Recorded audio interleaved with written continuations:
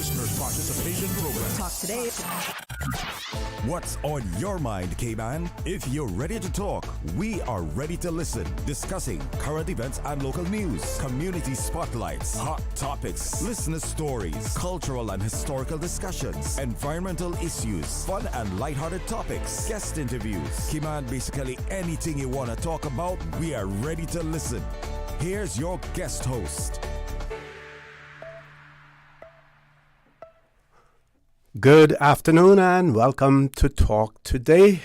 Thanks for joining us. My question to you is, what do you know about the Institute of Internal Auditors, known by the acronym IIA, Cayman Islands Chapter? Or what do you know about the strategic memorandum of understanding between the UCCI and the IIA, Cayman Islands Chapter? If you know absolutely nothing, then stay tuned. Or if you do, then you may hear some familiar things as well. So please stay tuned. Talk Today. We'll be back shortly. Talk Today is brought to you by Subway, open 24 hours in Countryside, Anderson Square in Georgetown, and Centennial Towers in West Bay. And by the Ministry of District Administration. Explore your history, explore your land, explore your sister islands. And Cayman Airways. Call them on 949-2311 to book your nonstop flights to Los Angeles and Panama. And Doctors Hospital. Peace of mind is important when life happens. Doctors Hospital, always there for you. Call 949-6066. Talk Today is also brought to you by Mike's Builders. Call 923-0706. Mike Builders. They make it happen. Talk Today is reminding you to avoid any statements or comments which are abusive, derogatory, malicious, or defamatory. Do not use indecent language or make any statement that is false or misleading. Call 1-800-534-8255, 949-6990. 949-8037 or WhatsApp us on 925-3261. And now, back to Talk Today. Good afternoon and welcome back to Talk Today. I am your guest host, Orrett Connor, and on this segment of the show, we will be talking about a strategic memorandum of understanding between the University College of the Cayman Islands and the Institute of Internal Auditors, Cayman Chapter. That conversation is going to take place with Mr. Aubrey Empire. Hope I'm pronouncing that right. Aubrey Empire, who is the president-elect and academic relations chair at the Institute of Internal Auditors, Cayman Islands Chapter. He is also the Deputy Director, Internal Audit Services, Government of the Cayman Islands. Also in the studio with us, a student at UCCI who had a great experience recently, and we'll be talking about that as well. His name is Mr. John Wesley. Gentlemen, good afternoon. Welcome to Talk Today. Bring those mics a little closer to you. You want to have them about four inches away from you. Okay, so first of all, I'd like you to tell us about the Memorandum of Understanding between the IIA and the Cayman Island and the UCCI, and what does it represent? All right. No, thank you very much for that question. So in April 2024, UCCI and the Institute of Internal Auditors, Cayman Islands Chapter, signed a memorandum of understanding. The main purpose for this MOU was to lay the groundwork for collaboration between the academic and the professional audit communities. Mm-hmm. So at the core of this MOU is to create real opportunities for Caymanian students to learn about internal auditing and to engage directly with professionals in the field. So with this MOU, what it means is that the chapter works with UCCI in research and to also create internship programs for the students alongside with mentorship programs.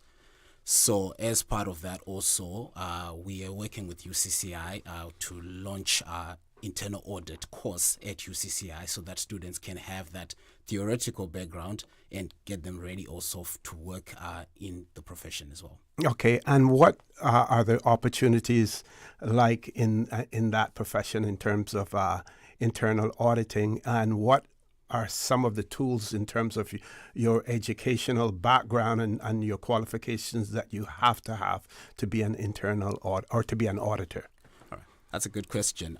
So internal audit has been growing on the island, particularly in 2023. CIMA launched the guidance statement, which requires regulated financial entities to have an internal audit within their companies.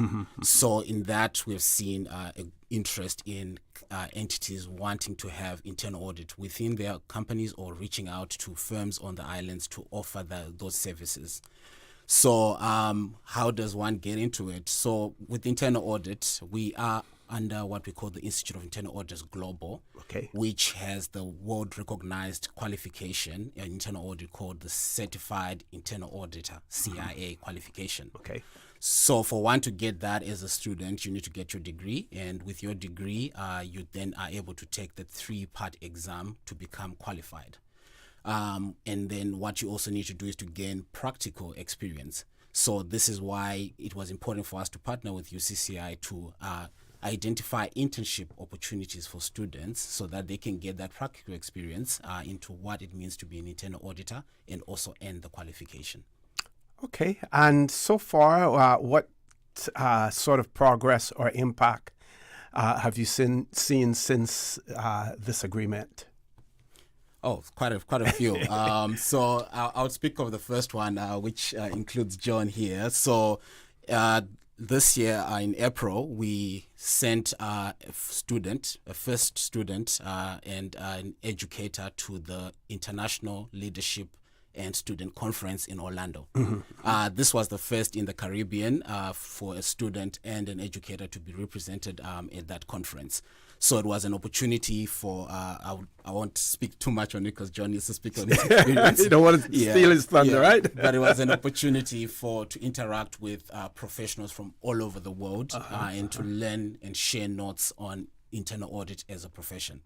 So that was the first one. And we've done student engagements sessions at UCCI where we've gone with professionals from different firms to speak to students about what internal audit is about, and also to also speak about the internship opportunities that are available in their firms for the students.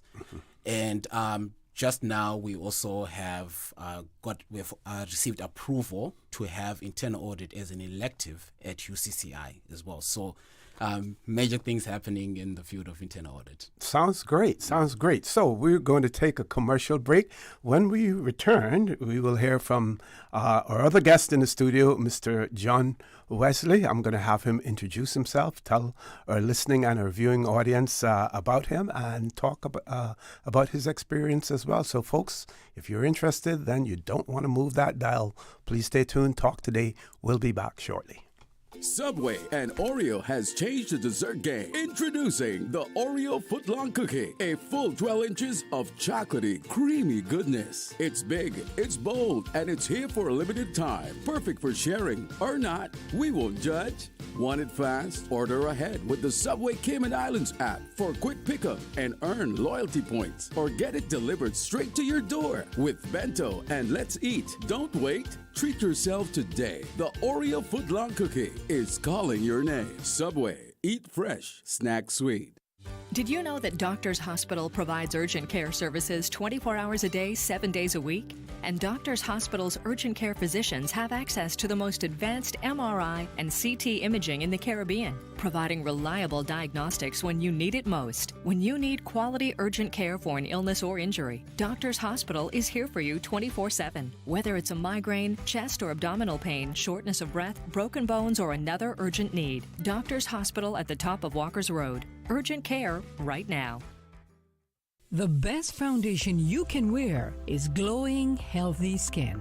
The offices of dermatologist Dr. Wayne Porter specialize in enhancing your skin's well-being. Whether you're seeking advanced skincare, including any skin cancers, Botox, filler, cosmetic skin enhancements, or simply looking to reduce wrinkles, Dr. Porter offers a full-service dermatology and dermatological surgery practice. For more information, email drportercayman@gmail.com or call 946-9020.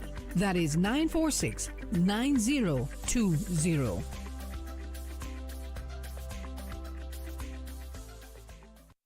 Stay cyber secure with Cayman National.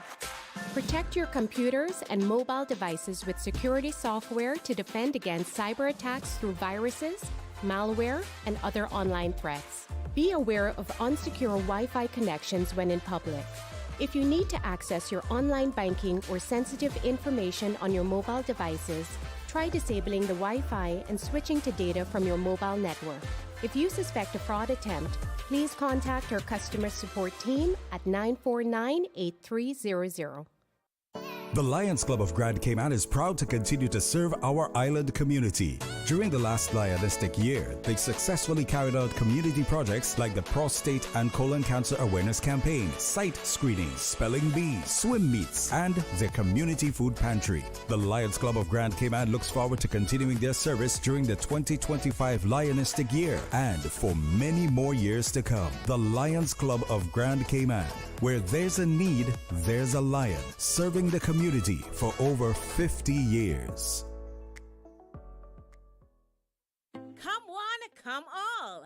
Webster Memorial United Church invites you to their Summer Beach Barbecue Sale on Monday, June 23 from 11 a.m. to 3 p.m. at Colwood Beach, Bordentown Road. Get ready to feast on mouth-watering barbecue ribs, barbecue chicken, Cayman-style beef, and stewed rabbit served with your choice of delicious sides. And don't forget dessert. Enjoy cassava cake, pineapple upside-down cake, and a variety of other cakes. Bring your appetite, bring a friend, and enjoy good food by the beach. That's Monday, June 23 from 11 a.m. to 3 p.m. at Colwood Beach, Bordentown. Be there.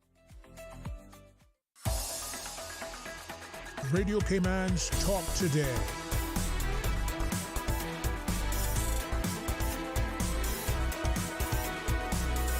What is on your mind, Cayman? Good afternoon and welcome back to Talk Today. For those of you who are just joining us, let me remind you that we're talking about a strategic memorandum of understanding between the UCCI and the Institute of Internal Audit, Cayman Islands Chapter. That conversation is taking place with Mr. Aubrey McPire, who is the Deputy Director, Internal Audit Services with the government of the Cayman Islands. He is also the President-elect and Academic Relations Chair of the Institute of Internal Auditors, Cayman Islands Chapter. Also in the studio with us, we have a student at UCCI, Mr. John Wesley. So, Mr. Wesley, first of all, I'm sure if your friends are listening, they know who you are, but Yes, then there are other persons who are listening who may not know you. So tell our listening and viewing audience about yourself and your academic career so far with UCCI, and then we'll talk about the event that you attended as well. Thank you very much. Well, as you all know, my name is John Wesley. I am a current student at the UCCI here in the Cayman Islands. I am pursuing my bachelor's degree in accounting and finance. Okay. I also have a day job, full-time job at the Internal Audit Services. I am the office manager / internal audit assistant. Excellent, excellent. And so your regular day job made you more interested in becoming, getting into the accounting field and auditing? Yes, sir, certainly. Okay. I always had a passion for internal audit. There was a job offer and I took the opportunity to get inside of it, and also that helped me in my studies with certain subjects that I was taking to really understand the concept. And I kind of juggled it back and forth, and I brought what I've learned inside of school back to internal audit and vice versa. Great. Sounds exciting. Yeah. So you recently attended a global event that was focused on internal auditing, risk management, and governance. Tell us about that, and tell us about some of the things that you did there, whether or not you attended workshops and all of those things. Tell our listening and our viewing audience. Okay, well, I recently went to Orlando at the Disney in Orlando back in April 12th, and we went to this sessions that I attended by industry experts from all around the United States and Canada as well. I gained insights into emerging trends and ethical challenges and digital transformations, including AI. We all know that AI is it's rapidly growing, and they were basically saying that not to share private information on AI, because whatever these systems take, whatever these sources take, it's on the internet forever. So they were exercising and really going over those points, whether or not to actually put private information in AI sources. It was also reinforced the importance of continuous learning and global standards, as Mr. Aubrey said. The certification to become an internal auditor is the CIA exam, and they are really going over this on the 3-part exam that needs to be taken for you to actually be a qualified internal auditor. One of my biggest takeaways from this event was basically networking. During the lunch breaks, the break times, even after the event, there were, just continuous conversations going on, whether or not, from the professors, from the teachers, from other students, wanted to know, where you came from, what are you doing currently, what's your plans for the future, what are you studying, where do you want to go? So the networking was very, a good thing, and I wasn't expecting it. We also shared LinkedIn profiles, so we stayed connected with some of the students over there. Excellent. So what do you have any messages that you would want to convey to other students at UCCI or in the Cayman Islands in general who may want to pursue similar opportunities that you have? Yes, sir. I certainly do. Now, the first one is to basically just get involved. Join the student chapters, the IA chapters, attend these events, whether it's in the Cayman Islands or overseas, and take initiative. If there's any presentations that needs to be done, try and push yourself to do it. Try to make yourself available for these events. Also, push yourself beyond the classroom. A lot of students try to, restrict themselves, and they don't know what they can accomplish until they go outside the classroom, Take on these experiences, and that's where the real growth happens. These opportunities open up doors, and they build confidence within yourself. Also, there's incentives like free memberships for students and complimentary access to, all IIA functions. Okay. Now, what you didn't tell us is in terms of your education before college, where did you go to school? I attended a high school at the Cayman Academy. Okay. So, yeah. And straight from Cayman Academy, I then went into UCCI and did an associate's degree in accounting, and then realized that, I want to stay along and do my bachelor's in accounting. And while doing my bachelor's in accounting, I also completed a banking certificate, and that kind of introduced me towards the finance side, doing those courses. And the teachers were like, why don't just pick up, a bachelor's in finance as well? So I did that as well, because I found interest inside of finance. Okay. Before I continue with Mr. Wesley, Mr. McPaya, what are the opportunities like for someone like Mr. Wesley in the Cayman Islands now in the field of internal auditing? Yep. So I would speak from government. We have the largest audit shop on island. Okay. Yes. Okay. And we are always looking for, individuals, young Caymanians who want to pursue internal audit as a profession.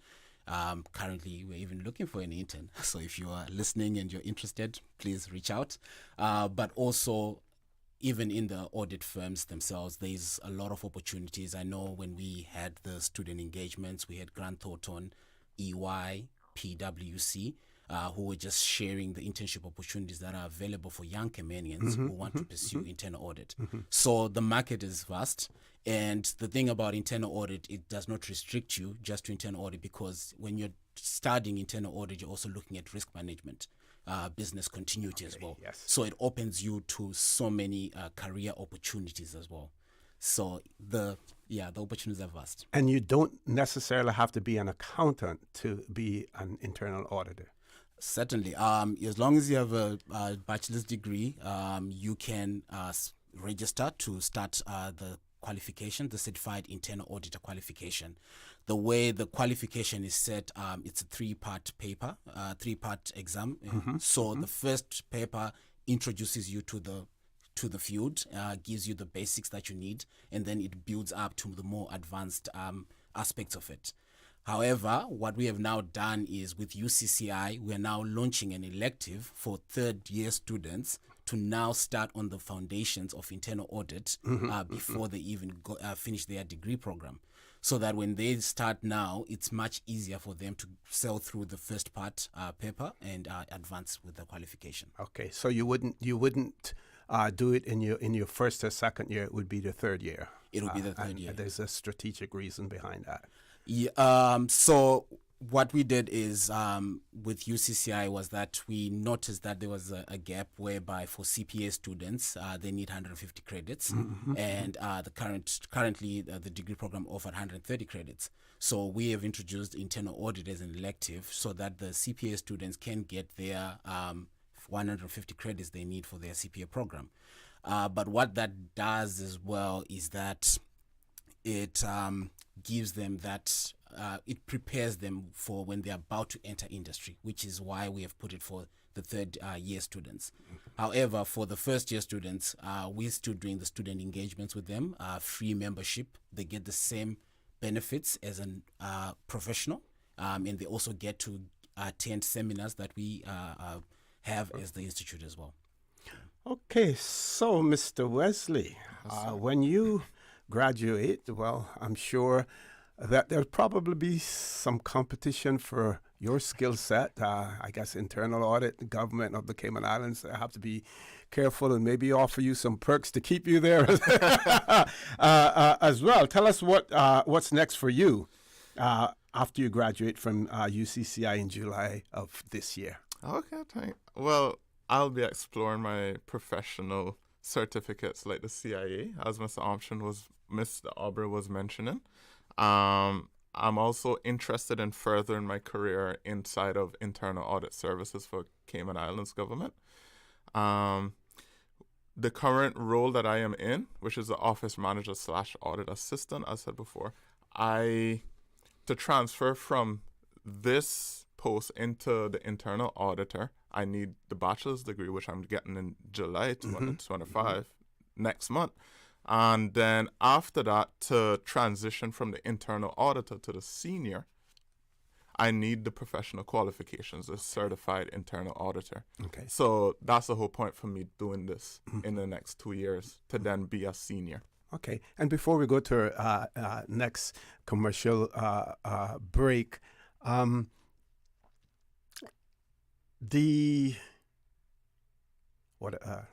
my question was going to be in relation to, he spoke about, is there any regulatory entity here in the Cayman Islands that regulates auditors? So for internal auditors, it doesn't fall under any regulator. Unlike Nothing similar to accountants and stuff, no? Yeah, so unlike external audit, which would be regulated, no, internal audit it does not fall under that. But we are under the global body, which is the Institute of Internal Auditors. So that when you then become certified, you've got the code of ethics that you must adhere to, and they hold you then accountable as a professional as well. Okay, so we're going to go to a commercial break, and when we return, we know, Mr. Wesley spoke about graduation, so we know students will be graduating, and we want to talk about why should students consider internal auditing as a career path. And I think you mentioned it, we touched on it earlier, but what could it eventually lead to in terms of the pathways that are available, in this field and beyond as well. So folks, please stay tuned. Talk Today. We'll be back shortly. Stay cyber secure with Cayman National. Here are a few tips that will benefit you. Ensure to log out completely when you finish any online banking activities. Be aware of phishing attempts and only click links from trusted sources that are sent from your device through emails and messages. Remember, Cayman National will never ask you for your credentials. If you suspect a fraud attempt or that your account has been compromised, please immediately contact our customer support team at 949-8300. This summer, choose from 10 international destinations for your vacation with Cayman Airways. Explore New York, discover Denver, roam Los Angeles, play in Tampa, shop in Miami, tour Panama, uncover Havana, hike in La Ceiba, jam in Kingston, or relax in Montego Bay. Connecting flights are also available from the sister islands. Cayman Airways offers more international non-stop flights to and from the Cayman Islands than any other airline, and the lowest rates for checked bags. Book today at CaymanAirways.com, download our new mobile app, or call Cayman Airways reservations on 949-2311. Come fly with us and relax with your uniquely Caymanian airline. Accidents and illnesses can strike without warning. Ouch! When it comes to urgent care, every second counts. At Doctors Hospital, we have a dedicated team of experienced doctors and nursing staff available to you 24 hours a day, 7 days a week. Don't waste time in an overcrowded emergency room when you need urgent care. Whether it's a broken bone, a severe infection, or a sudden illness, trust in Doctors Hospital's unwavering dedication to providing the best immediate care. For complete urgent care when you need it the most, choose Doctors Hospital, located in Georgetown, 16 Middle Road. Wouldn't it have been grand if you had purchased land 30 years ago? It may not be 2020, but a perfect vision has never been more clear. Cayman Brac and Little Cayman, poised for growth with an eye on the future. Your land, your history, your future. Discover all that our sister islands have to offer. Did you know? The Cayman Islands now has a Seafarers Registry, a searchable national database that contains various forms of information about native-born seafarers and their contributions to our rich maritime history. This groundbreaking initiative is the only public resource dedicated exclusively to documenting and archiving the remarkable journeys and achievements of Caymanian seamen. The official launch for this database is Wednesday, June 25th in Grand Cayman and Wednesday, July 10th in Cayman Brac.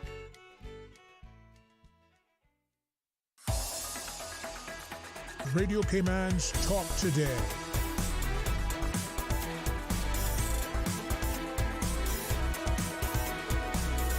What is on your mind, Cayman?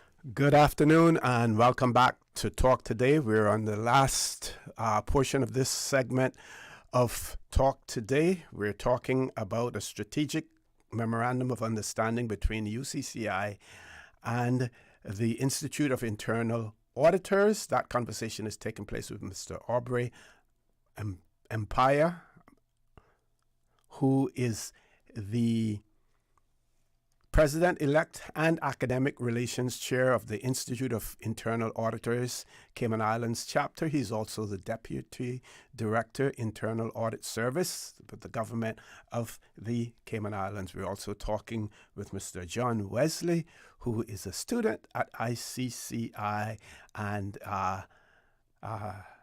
also is involved in this program and recently attended an event in Orlando, Florida that gave him so much insight, gave him the opportunity to network and all of those other good things as well. So before we went to the commercial break, we wanted to talk about the what we would say to students, especially those who are graduating now, either from UCCI or even high school. You know, how do we get them involved in these similar projects like this? How do we make them aware of what's taking place? And I know you've spoken about visiting schools as well, Mr. Empire. Well, so for students, the first place I would start is the IIA, Institute of Internal Auditors, Cayman Islands, has free student membership. And free student membership means that you get the same benefits as a professional. Mm-hmm. And what this means is that you get resources that introduce you to what internal audit is about. And you also get to network with professionals on the island who are already working as internal auditors, and which also provides you that mentorship into the profession. But also, there's also opportunities like John had to attend the student conference, to be selected to attend the student conference in Orlando to network with people beyond. Mm-hmm, mm-hmm. Is that an annual event? It's an annual event. And yes. It's always held in the same place or different cities? Same place, Orlando, and you'll be staying at the Disney Resort. I think that was a plus. That was a plus. So there's also that opportunity where we will be selecting a student every year to go and represent Cayman in Orlando at that conference as well. But for students who want to consider this, I would say that if you're curious and you like to solve problems and you care about integrity and making a difference, definitely internal audit is for you. And it's a globally recognized career. And once you are certified, your skills are transferable anywhere in the world. So you're not going to be limited to one geographical location. You can work anywhere in the world with that qualification. I mean, it has taken me from Zimbabwe to Namibia and now to Cayman Islands. So just with that qualification. Wow. Yeah, so I would say first place is reach out to the Institute of Internal Auditors, Cayman Islands Chapter, on our LinkedIn page, or you can send us an email. And let's give out that information in terms of the email. Oh, yes. So that's chapter 503 at IIA Chapter Communications @org. Yes. So reach out, send us an email, and we can get you registered, and we can also provide you more information about how you can become an internal auditor. Mm-hmm. So is there anything next in the partnership with UCCI that's on the horizon? So more student engagements, and we've got a conference that's coming up in November, where it's going to be the Caribbean conference. We're going to have people from all over the Caribbean coming to Cayman Islands, and it's also an opportunity for students to attend for free. For professionals, there's a fee to it, but for students, it's for free for them to come and attend this conference. And also be part of that. But again, we're going to be also having some seminars and also training workshops that we'll be doing as an institute, which are also complementary for the students as well. So with UCCI, we're going to be more involved, especially with the new elective that's coming up. We're going to have professionals going into the university being guest lecturers to also speak to students, provide that real-world experience about internal audit. And this would be these persons going in and talking. They would be from industry partners here in the Cayman Islands? Yes. So our chapter is made up of individuals from different entities on the island. Okay. So it's, like I said, I'm part of the chapter and I'm with the government, but we also have members who are with the firms Grant Thornton, EY, PwC. We've got DART as well, and we also have several companies on the island where we've got members on. So for students, that's an opportunity to interact with these members, and we've got a mentorship program that will be also launching as well, where students can be linked to someone in the specific entity where they can learn real life experience of internal auditing. Okay, we want to get some final takeaways. First, we're going to start, with Mr. Wesley. The message that he wants to send out there to those persons who may have an interest, and also to big up UCCI in terms of your experience there. Thank you. Also, for anyone that wants to take up the opportunity to join any of these events, I would say get involved. It's a great opportunity. Keep on studying, and remember to just go out in the real world. experience what you can and try and, go up through these internships. That's how I got into government, into internal audit, through our internship. So I started from the bottom and worked my way up. Keep on studying. And thank you for UCCI and the IIA for allowing me to go on this, exciting experience, this journey to Orlando, so that I can have a great experience. So thank you to Dr. Belinda Blessed, and thank you to Mr. Aubrey for allowing this to happen. Yeah. And Mr. Aubrey, your department, Internal Audit Services, you participate in the summer internship program as well? You still continue to do that within government? Yes. So our internship fall under the government. So whenever government has internships, we also have those openings for interns for students to apply and also become interns at our firm, at our shop rather. So if you are interested, you need to apply via government, the career.gov.ky, and where there's opportunities, we'll call you in and you can experience as well. Okay, that sounds excellent as well. Sounds excellent.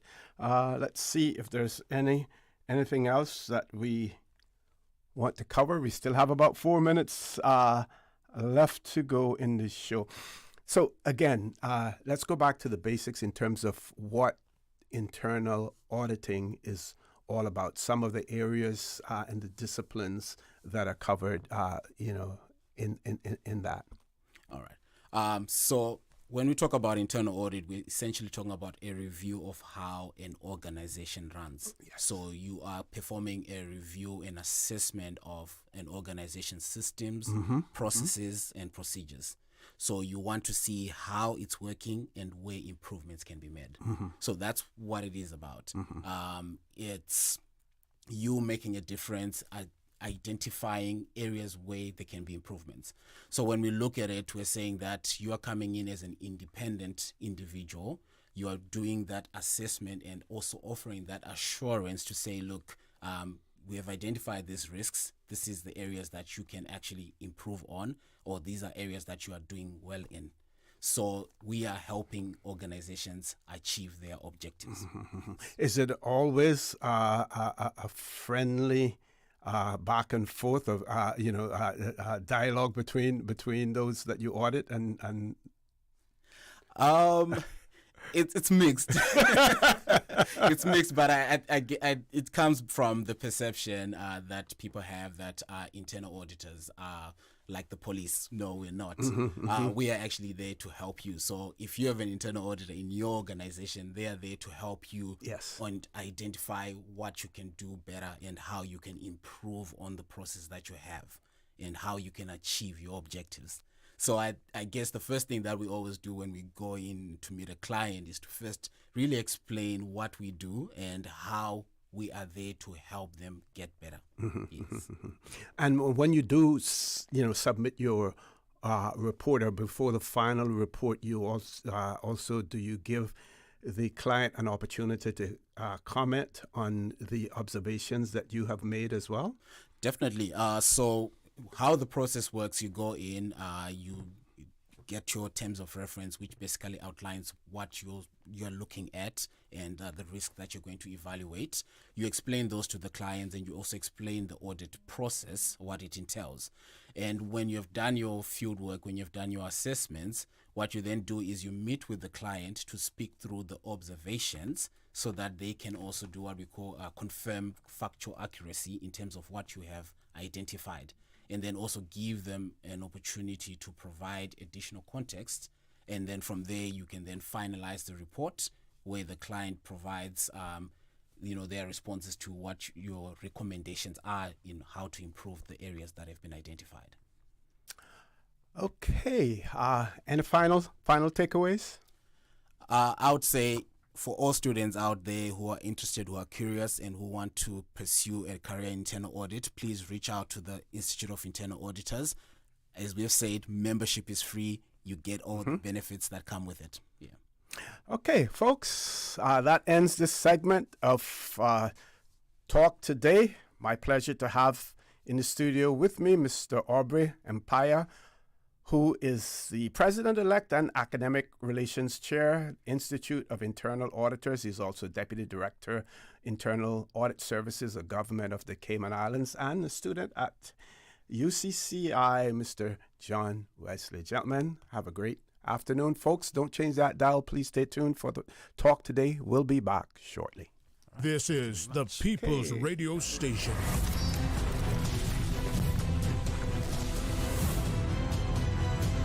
Radio Cayman in the Cayman Islands. From Radio Cayman's newsroom, this is Headlines. Local, regional, international news. The Headline News is brought to you by Kirk Market and Health Services Authority. I'm April Cummings with your latest headlines. The trial of a man accused of indecency against a minor continues today in Grand Court. In accordance with a prior summary court ruling, no identifying details can be disclosed. The Crown is presenting evidence, including a recorded interview with the defendant at Fairbanks Detention Center. The jury of 6 women and 1 man has already heard testimony from the complainant's father, as well as written statements from police involved in the investigation. The trial is expected to proceed through the week.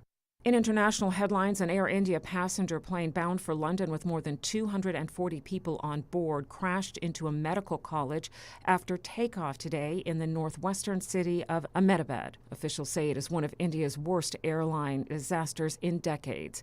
A single passenger survived the crash, according to a senior Indian official, but there were no other survivors. A local official puts the death toll at 240, including some victims on the ground. U.S. President Donald Trump signed a resolution today that blocks California's first-in-the-nation rule banning the sale of new gas-powered cars by 2035. The move is expected to become the state's latest legal challenge with the federal government. Those are your headlines. I'm April Cummings. More news available at www.radiocayman.gov.ky. Check out our social media pages: Facebook, YouTube, X, formerly Twitter, Radio Cayman Headline News.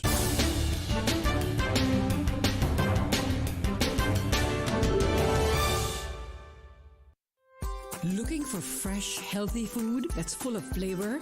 Then you've got to visit Kirk Market. Our dishes are made with fresh, high-quality ingredients. Enjoy vibrant mixed greens or satisfying pasta salads. Or try one of our delicious grill options like blackened chicken, spicy beef steak, or grilled salmon. Looking for something light and flavorful? We've got sushi rolls and poke bowls prepared daily.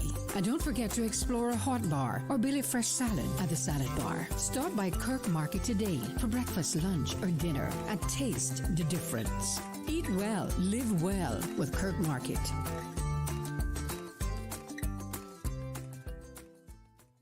The Health Services Authority would like to thank you, the Cayman community, for voting us the Best of Cayman Islands 2024 in 13 medical categories. As the largest and longest healthcare provider in the Cayman Islands, we have been caring for you for many generations, helping the people of our islands live longer, healthier, and happier lives. At HSA, we are committed to caring for you. For more information, visit hsa.ky or call 949-8600. Radio Cayman is pleased to feature this special Sister Islands historical vignette brought to you by the Ministry of District Administration and Lands. Explore your history, explore your land, explore your Sister Islands. Captain Charles Leonard Kirkconnell, OBE 1922 to 2010. Captain Charles Kirkconnell has donated land on all 3 islands for projects close to his heart. In Cayman Brac, he donated the land on which now stand Faith Hospital, the Dental Clinic, and Kirkconnell Community Care Centre. The Booby Pond Reserve on Little Cayman began with his gift of a small strip of land along the pond, and in 2001 to 2002, he donated the land for a new church in Blossom Village. Bethel Baptist Church on Walkers Road, Georgetown, is built on land given to the church by Captain Charles and his brother. He represented the Sister Islands in the Legislative Assembly for almost 13 years, 8 of which he served on Executive Council, holding the portfolio of communications, works, and district administration. During his tenure, the road across the bluff was completed. The Aston Ruddy Civic Center was built, the Cayman Brac Airport runway was lengthened to 6,000 feet, and a new terminal and fire station were built. New docks were built on both sister islands, and a new Port Authority building was undertaken. Captain Charles and his wife Carol Jean Nee McIntosh have 5 children. Captain Charles Leonard Kirkconnell. Radio Cayman is pleased to feature this special Sister Islands historical vignette brought to you by the Ministry of District Administration and Lands. Explore your history, explore your land, explore your sister islands. Explore your history, explore your land, explore your sister islands, the ultimate staycation experience. Your culture, your freedom, the land that time forgot isn't gone. It's your sister islands. Discover all that our sister islands have to offer. Radio Cayman's Talk Today.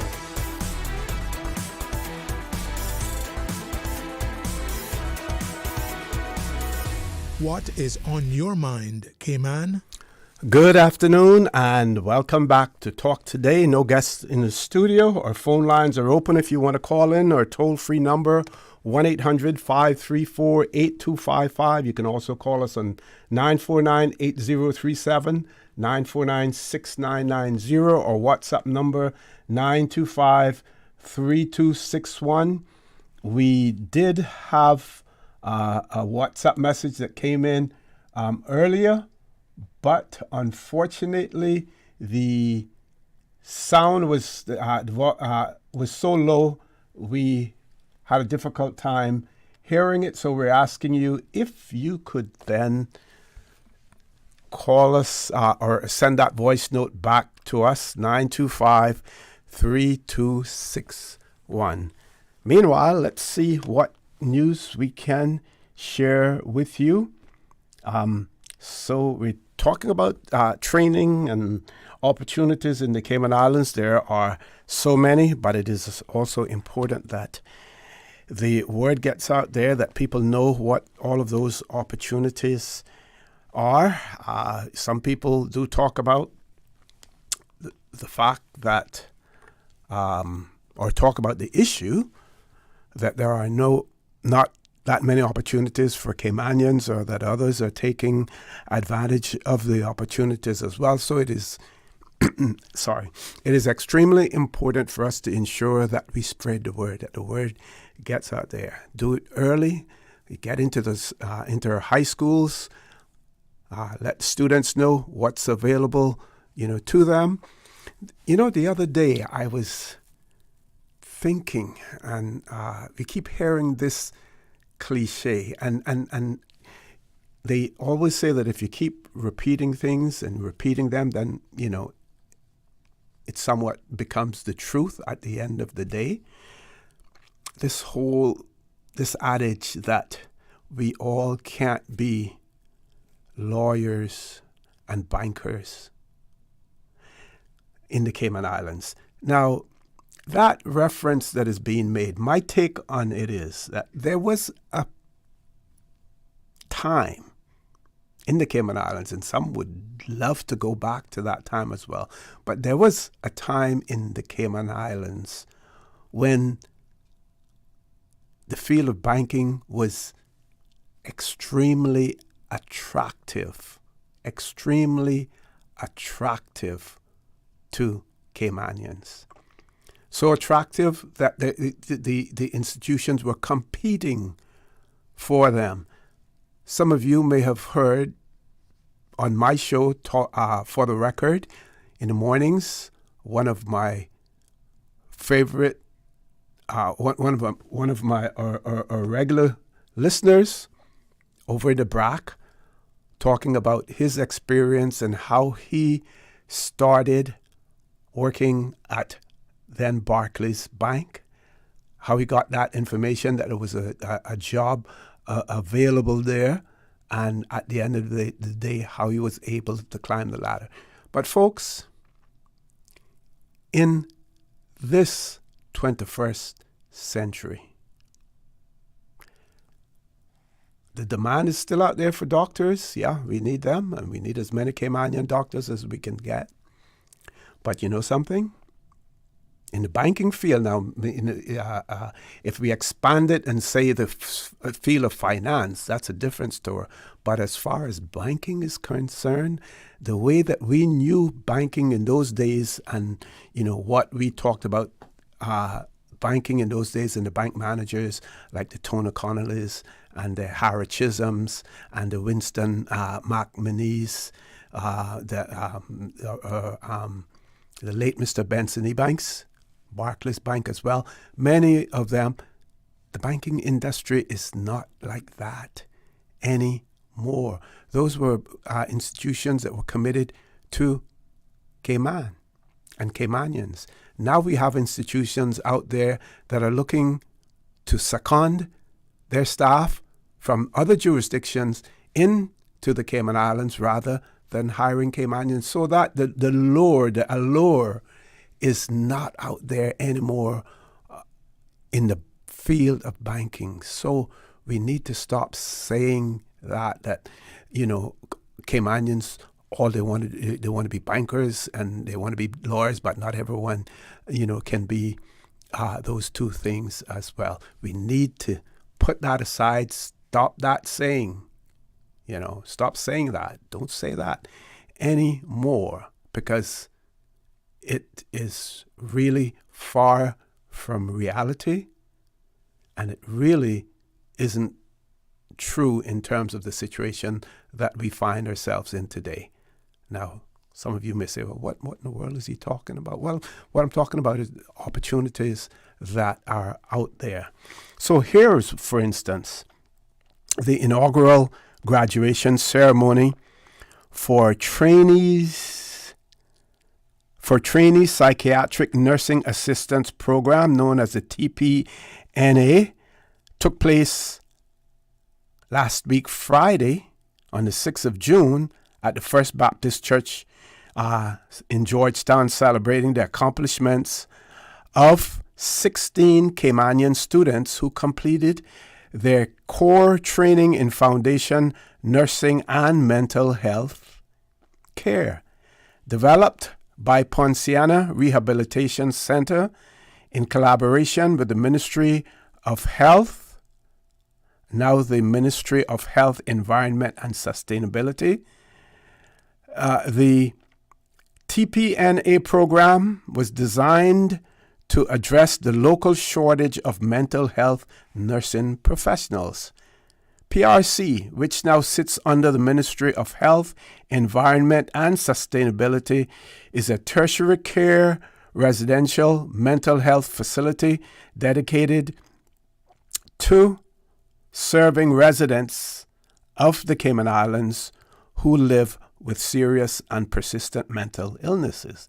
The ceremony was attended by Honorable Premier Andre Ebanks, Deputy Governor Franz Manderson, and Honorable Catherine Ebanks-Wilkes, Minister for Health, Environment and Sustainability. The Premier noted, and I quote today, "We have made a significant step towards achieving our vision for Cayman, a vision to bridge a critical gap in our local expertise and at the same time to cultivate meaningful employment opportunities for our Caymanian people. I have always," and these are his words again, "I have always been quite unequivocal that my government will prioritize employment opportunities for Caymanians. This program is a shining example of that principle in action. It demonstrates that by investing in our own people, by providing them with the specialized training and opportunities they deserve, we can build a more self-sufficient and resilient Cayman Islands." Minister Ebanks-Wilkes congratulated graduates, saying, and I quote, "Today is a celebration of your hard work, your dedication, and your compassion. You have chosen a path that requires not only skills and knowledge, but patience, empathy, and strength of heart. And for that, I say thank you." She also continued by saying the trainee psychiatric nursing assistant program is more than a training initiative. It is a cornerstone of our vision to ensure Caymanians are equipped to take care of Caymanians no matter what challenges they face and no matter the complexity of their health needs. So this program officially launched in October of 2024. The 16 graduates completed the first phase of training, a 5-month foundational course in nursing and mental health care. The second phase consists of 24 months practical training, enabling graduates to gain the experience required for sustainable employment. The program serves as a starting point for Caymanians and permanent residents with an interest in mental health services.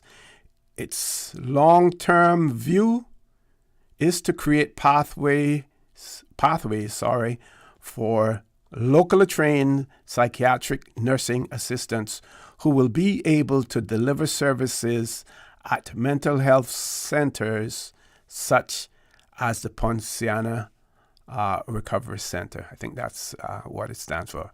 Ms. Marcia Mullings Thompson, who's the director of Ponciana Rehabilitation Center, noted, and I quote, "The trainee psychiatric nursing assistant program has been instrumental in training and equipping young Caymanians for the necessary skills and qualifications to support Ponciana's operations.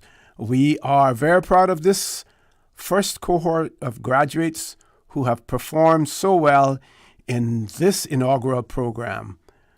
We look forward to their valuable contributions as they continue with their practical training that will arm them with the experience needed for long-term sustainable employment in the healthcare sector."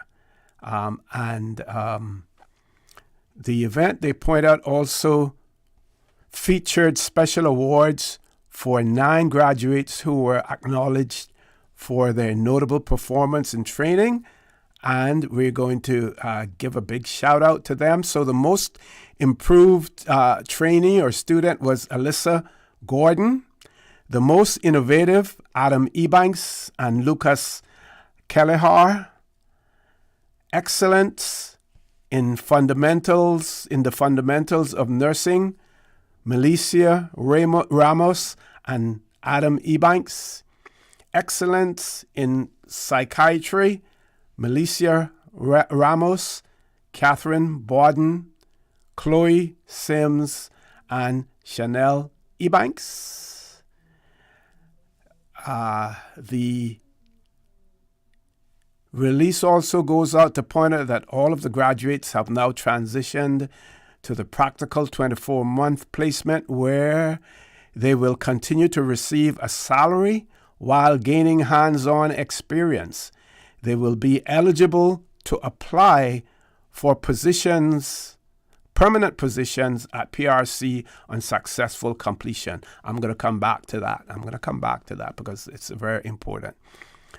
Also adding to their congratulations was the Chief Officer, Tamara Ebanks, and she noted that this cohort has helped to forge a path that will help to shape our local healthcare landscape for generations to come. By training psychiatric nursing assistants right here at home, we are addressing a critical area of need and planting seeds to strengthen and heal our communities in the future. So I want to go back now to this whole thing here, right? It says all the graduates have now transitioned to the practical 24-month placement where they will continue to receive a salary while gaining hands-on experience. This is my bone of contention now, folks. They will be eligible to apply for permanent positions at the Poinciana Rehabilitation Center on successful completion of their placement. Why? Folks, tell me. Do any of you have an answer out there? Why now do they have to apply for permanent positions there? Why? Why now? We have gone through the whole process of training them. We have gone through the process of paying them. And yes, I understand the whole issue of transparency and everything else, but these are individuals that you know about. These are individuals that you selected, that were selected in the first place to participate in this program. You know what they're bringing to the table because you trained them. Why in God's earth do they now are eligible to apply? What hasn't been said in there is, do we have 16 positions available? I think that was, 16 Cayman. Are there 16 available positions at Poinciana? I'm sure that if there's shift work involved, there should be sufficient to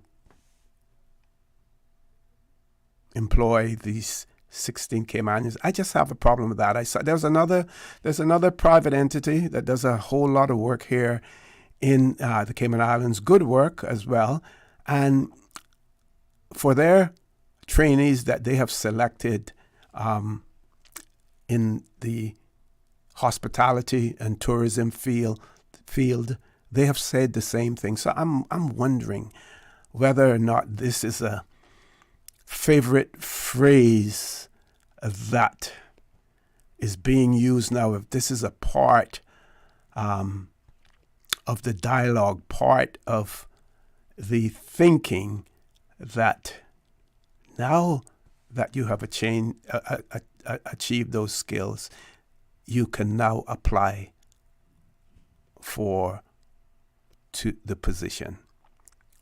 When we look at other entities like the Royal Cayman Islands Police Service, when they train their constables, entry level, when they train them,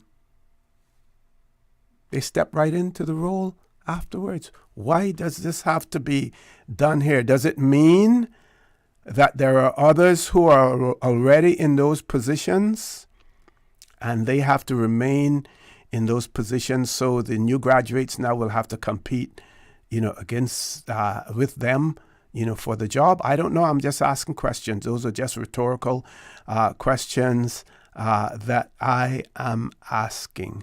But why? Why is it that they are now only eligible to apply for permanent positions? One more thing that I want to say, do we have any calls?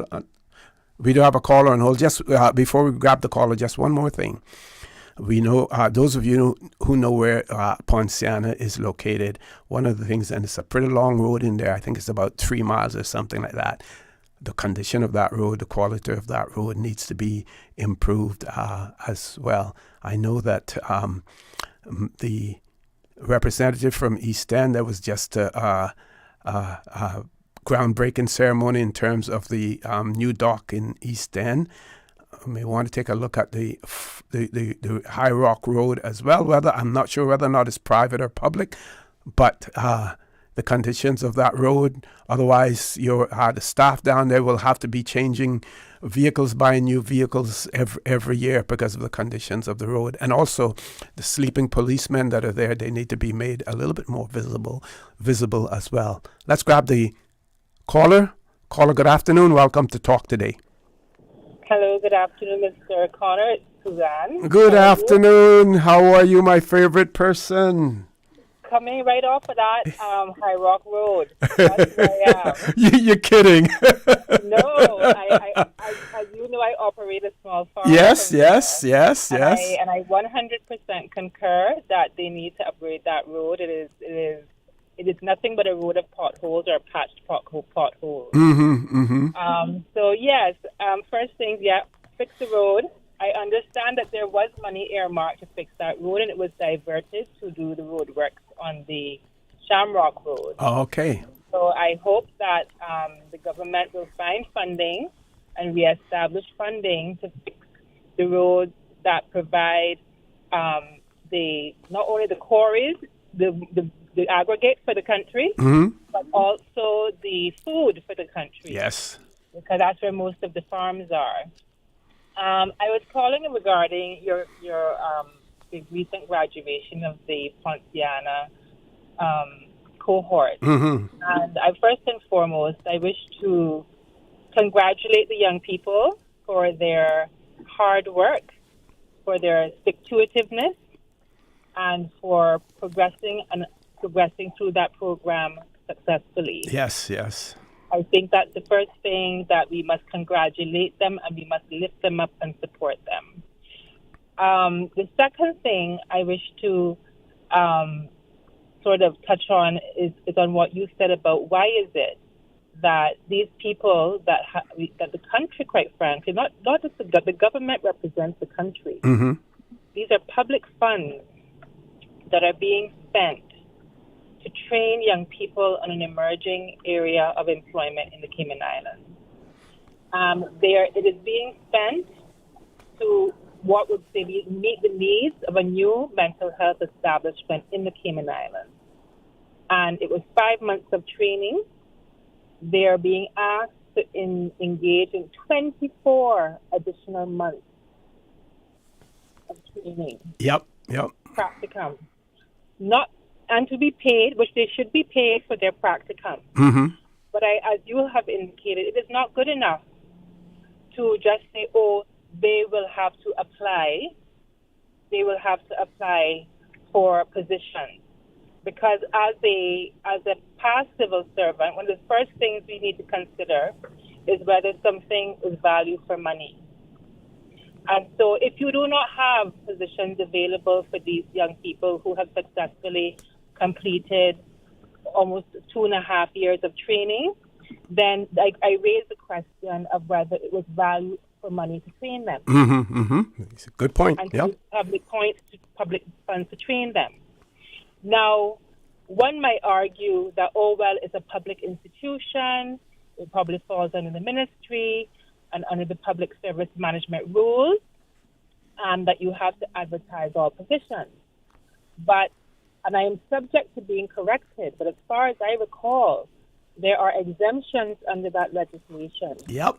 Which allows for the deputy governor to appoint, to make appointments for employment of recent graduates. You understand? Yes. And as far as I'm concerned, if the law does not allow for that flexibility in this case, they must amend the law.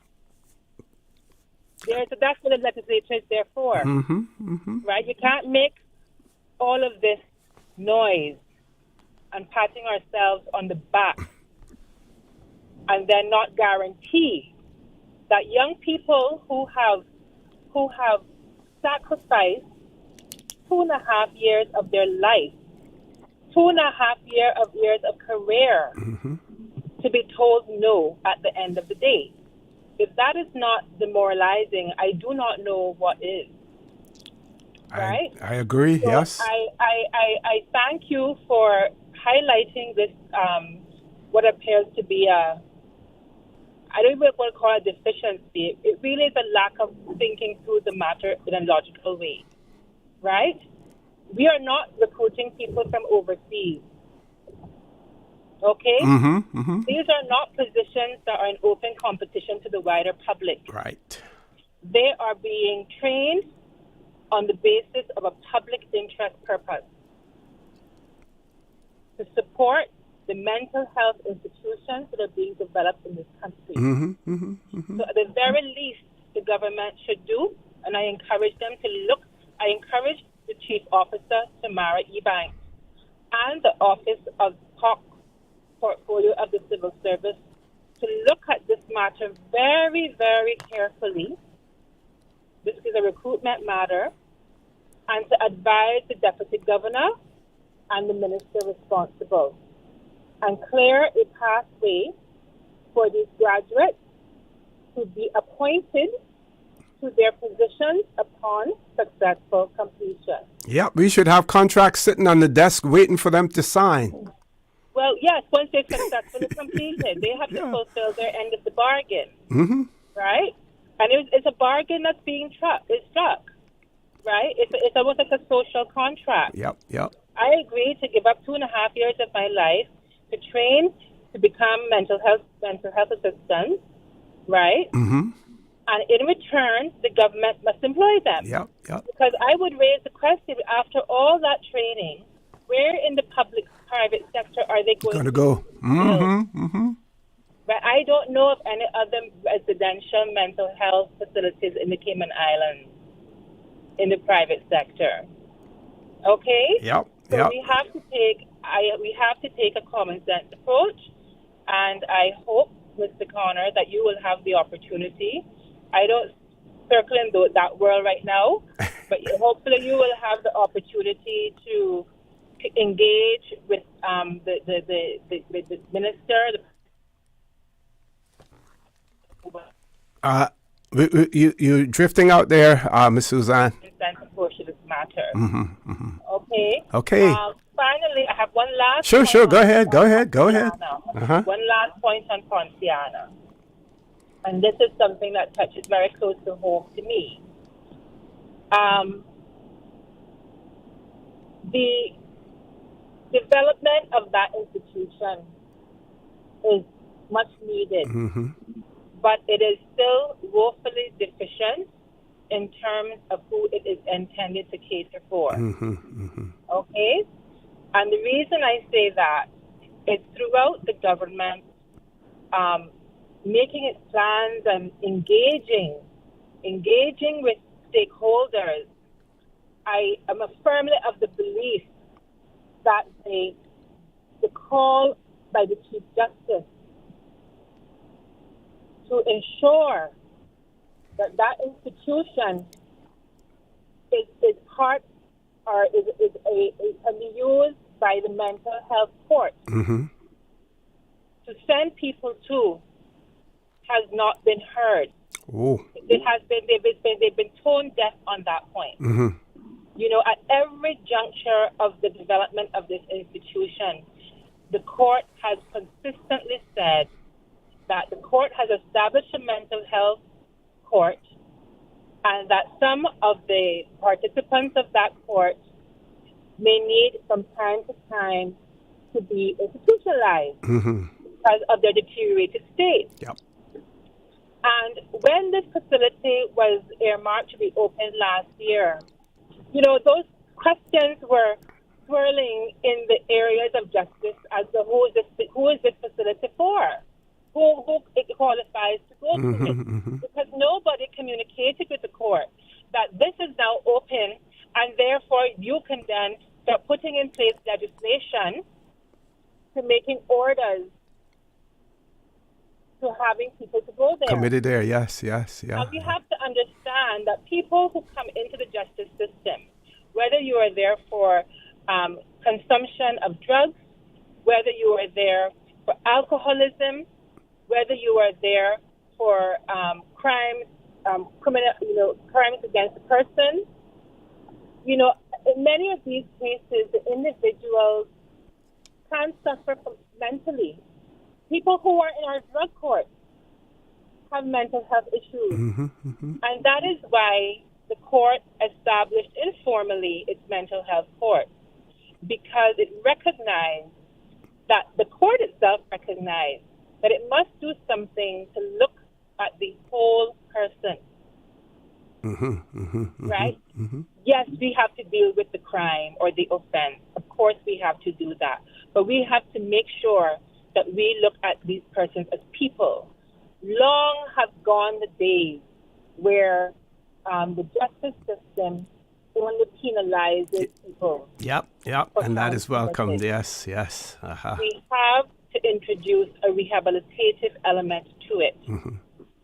So I would like to also hear from the government whether or not this institution can now be used by the court, because it has not been written, it has not been said, they have not been invited. Mm-hmm. I would like something to hear as a member of the public. Now I can speak because I'm no longer sitting on the bench, Yep. and I'm no longer I'm no longer a civil servant. I would like to know, as a member of the public, when it is that the Poinciana institution will be open for the court to make orders to assign people its clients with from time to time.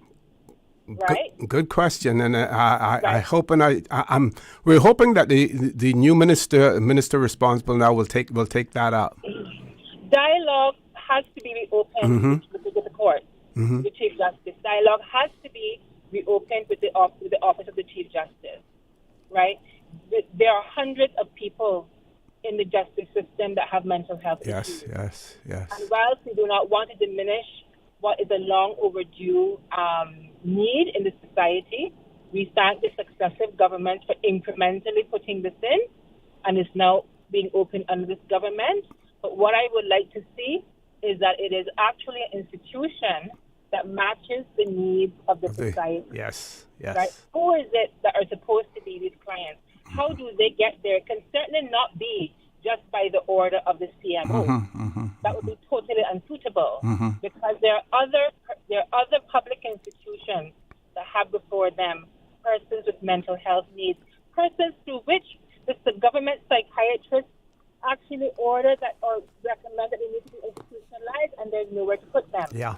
Yep. Right? So that is my last point on the Poinciana. And I hope that I wish Ms. Mullings-Thompson every success. I wish the students every success.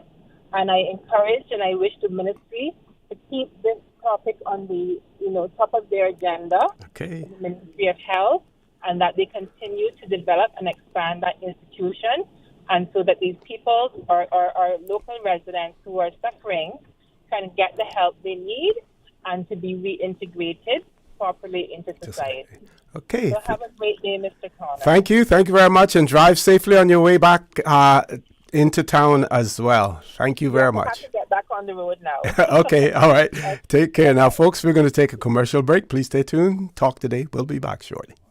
Did you know that Doctors Hospital provides urgent care services 24 hours a day, 7 days a week? And Doctors Hospital's urgent care physicians have access to the most advanced MRI and CT imaging in the Caribbean, providing reliable diagnostics when you need it most. When you need quality urgent care for an illness or injury, Doctors Hospital is here for you 24/7. Whether it's a migraine, chest or abdominal pain, shortness of breath, broken bones, or another urgent need, Doctors Hospital at the top of Walker's Road. Urgent care right now.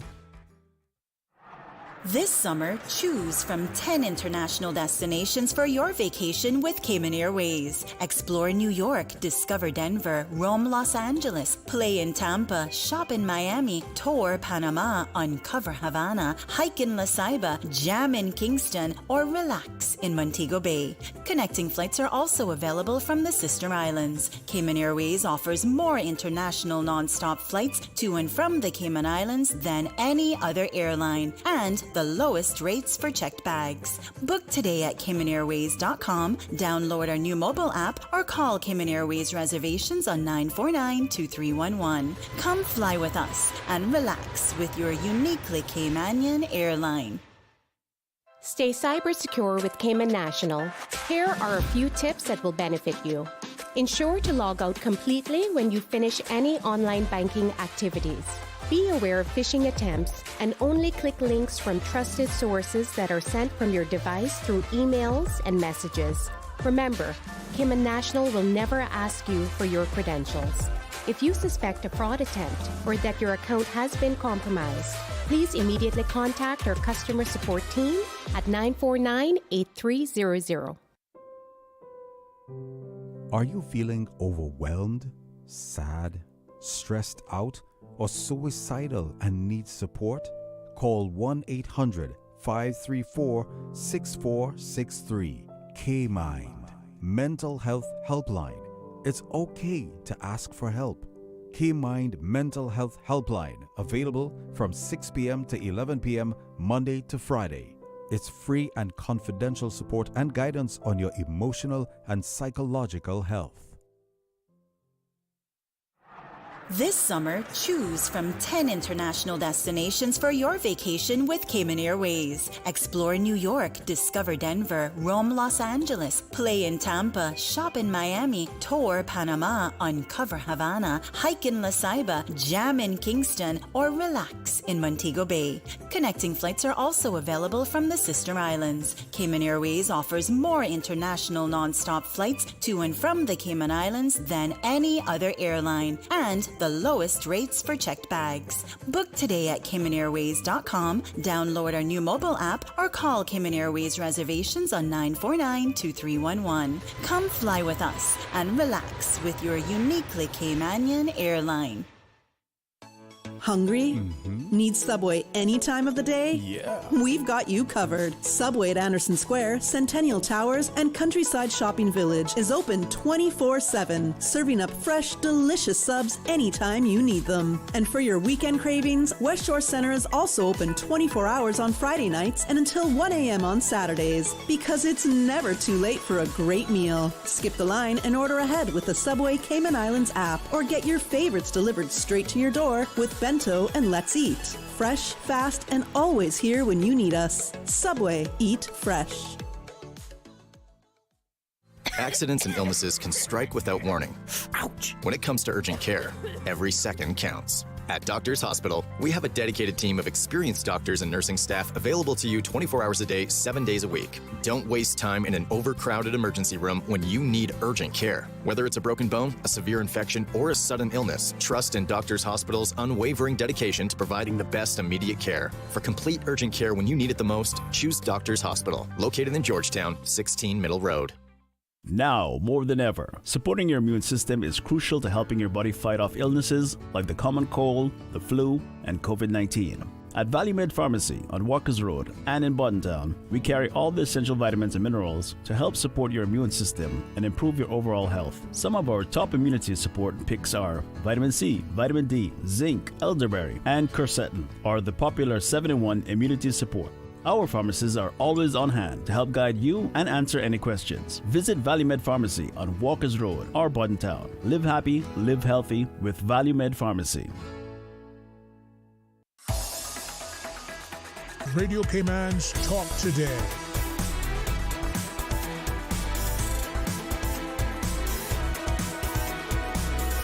What is on your mind, Cayman? Good afternoon and welcome back to Talk Today. I am your guest host, Orrett Connor. We have a voice note. Before we go to the voice note, though, we've had a few persons who have added their comments in relation to what Miss Suzanne Bothwell was speaking about before, talking about the Ponciana Rehabilitation Center. And this person has written and said, following on from Suzanne's conversation on value for money, are we getting value for money when we give students scholarships to train overseas and after successful completion, they are not offered a job in the Cayman Islands? And another listener wrote and said,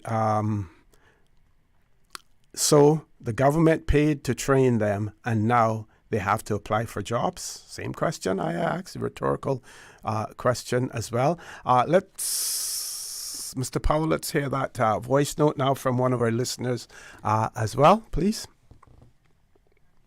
Good afternoon, Mr. Connor. I hope you can hear my voice note now.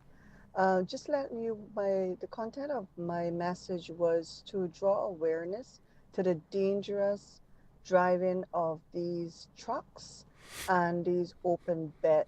So those big dump trucks and those open bed service vehicles or trucks, you could refer to them as.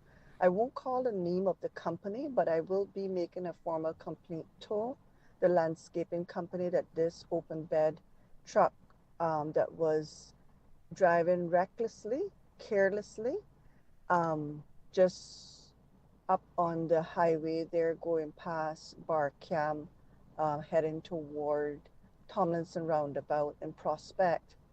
I was driving, I saw all these leaves flying and, you know, it was tons of leaves. I couldn't really see my way clear because of all the leaves that I had to try to get out of, trying to swerve over to the next lane to see so I could see my way clear. Because again, it was this truck that did landscaping, had lots of, you know, vegetation that they had removed, and there was a lot of loose leaves just flying off the truck. They had a little piece of mesh over it, but what happened was the mesh had torn up, so all of the leaves are just flying all over the road. And like I said, not only the mess that it's making, but the danger that is causing to drivers that are behind, that their view is impaired with, you know, tons of leaves in front of the windscreen.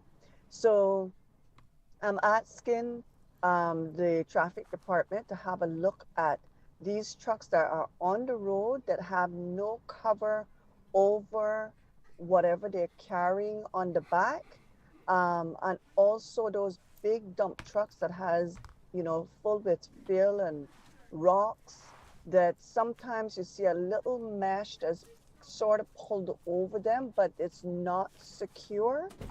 So what you have is these rocks that are falling in the road, and God forbid that we have another accident that happened many years ago when a man was killed from the same type of careless, reckless behavior, where this open bed truck had picked up some blocks from the block factory back in the day, and the truck swerved, and unfortunately the car that was right next to them, when he swerved, all of the blocks just tumbled on top of the vehicle and killed the driver inside of that vehicle. The driver wasn't from here, so I'm sure that they had, you know, that was a lawsuit. But that's not my point. My point is the police sees this. I know they see it. What are they doing about this? I know when I visited Panama just a few months ago, when you see these big trucks on the road, they have a secure tarpaulin over the dump trucks at the back, the whatever you call it, the bucket or whatever you call it.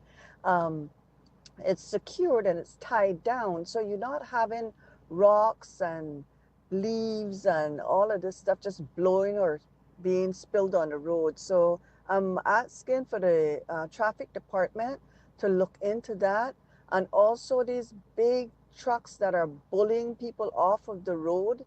You'll see them in the mornings coming down on Linford Pearson Highway, and what they do is, instead of joining the line like everybody, well, mostly everybody, some people of course drive out the middle lane and try to cut in on the right when they're getting close to the roundabout there. So the roundabout on Linford Pearson Highway, so it would be the roundabout like by Agnes Way, where, you know, leads in behind Jose's gas station. So on 2 occasions, including again yesterday morning, I had the same thing. These big dump trucks just coming, cutting into you, and I'm sitting there blowing and trying to indicate to this man that he's going to hit me, and he's just pulling his way through. I had no other choice rather being crushed with a dump truck and one that was fully loaded. I just had to stop to let him get in. So I'm asking kindly, before somebody gets hurt or killed again, if the traffic department can look out and ticket these people for this dangerous driving that they're doing on the road. Thank you. Okay, we want to thank that listener for that. And those of you who had the opportunity to listen to Ms. Catherine Miller and the Commissioner of Police, Mr. Kurt Walton, this morning as well, you would have heard him talk about the fact that, as far as dealing with the traffic problem, the driving problem, the reckless, careless driving, that the cameras, speed cameras, and cameras that are able to record license plates and everything, that is what is needed. It's needed throughout the island. We can't, and these are my words now, we can't expect to get it all throughout, get them throughout the island all at one time, but we need to start somewhere. So obviously, the expert, the Commissioner of Police, has told us what we need. We have 2 callers, and we only have about 10 minutes before we go to our news, and then we have guests in the studio. So we're going to take those 2 callers. I'm saying to each caller, please be mindful of the time that we have. First caller, good afternoon. Welcome to Talk Today. Hi. Hey, good afternoon. How are you? I would have to get my time. Always fall into that, don't you? Oh, see that message that's got there. I agree with that woman 110%. What she is experiencing and seeing, I am doing the same thing too. So she is speaking the truth, and we desperately need some help. Desperately. The leaves are flying all over the place on these open back tracks and so forth. So I don't have to say no more. Not when she said it. Mm-hmm. That was a very good voicemail. But I was there by Foster's just now. I know we shouldn't call and complain about every simple little thing that we see on this island, but we need to talk to somebody, not just when you got a mental problem, you call and talk to people. We need to talk regular too, you know what I mean? Yep, so gotta call the radio, call the radio. I am coming out of Foster's there by, anyhow, all I see alongside of my passenger side is a head. I'm like, I didn't see this just now. What am I seeing? All I saw was a head. And when this is some of sides, you know. When I turned my head, is this guy on some little bike looked like a tricycle, but it looked like got a motor to it. Mm-hmm. I'm like, what else are they going to put on our roads? Or see, could not see what the man was on until after he crossed me. It's almost like a child tricycle. I mean, we got to do something about this, man. This is crazy. I could have killed that man a while ago. Yeah. Yep. Mm-hmm. And another thing, OC, what's happening with our police station that's going to be built in Georgetown? Haven't heard any mention of that recently. You know why you're not hearing nothing about it? They're very comfortable in Royal Bank and paying that heck of a rental every month to the whoever, and we have no police station in Georgetown. When you cross that old police station, it is a Sorai, and it got 1 million park-up cars inside of it. It's a Sorai. So we need to know where our police station is in Georgetown instead of Royal Bank. I leave you with that. You have another call. Thank you. Thank you very much. Take care. Be safe. Good. Okay. Next caller, good afternoon. Welcome to Talk Today. Good afternoon, Mr. Connor. Good afternoon. You fell into the same line as well, right? I laughed because I said, okay. Anyway, I just wanted to say that I want to endorse everything that Suzanne said. Mm-hmm. And I'm glad she said it, since you made it absolutely clear that she's your favorite person. So obviously, it had more value and it was received better. Don't take any offense to that now. That's okay. That's okay. You know I don't forget anything, so just remember that. In the book and highlight it. But it's sort of what I wanted to say, apart from that, was what I wanted to say. It falls right into the thing, the traffic, because I just wanted to say that to pedestrians, and I know that some of them are non-Caymanians, that when they are walking on the road, please be mindful that they must not be walking back on to the traffic. They should be on the opposite side of the road facing the oncoming traffic. Mm-hmm. You know, they anything could happen. God forbid that they die, they wouldn't know. But if they did survive, they still can't say anything because they're back on. And I just thought that I would say that, and hopefully people are listening, and that could be passed on. Yes, there's a young lady who jogs in the morning when I'm coming down, and she has the right approach to things in terms of she's running towards the traffic that's coming right. towards her, so she can see exactly and at least have some opportunity to react. Now, not everyone is so lucky with that, because sometimes you don't have that opportunity. And good friend of mine, you know him as well. Former politician. Unfortunately, his wife was hit by a vehicle near Wendy's and stuff, and she was facing the traffic coming towards her. Yeah. Yeah. But yes. Yeah. But like I said, I mean, I've known that since I was a child. Mm-hmm. Mm-hmm. You must walk, and that's when we had roads. And and there was one lane going in both directions. Yeah, we must always walk Yep. facing the traffic. Yep. It's just like, on a stairwell, people may not realize this, but you have to do the same thing. And as far as a pedestrian, that's in the law. Mm-hmm. Pedestrians must walk facing the traffic, Yep. not cyclists, but pedestrians. Yep.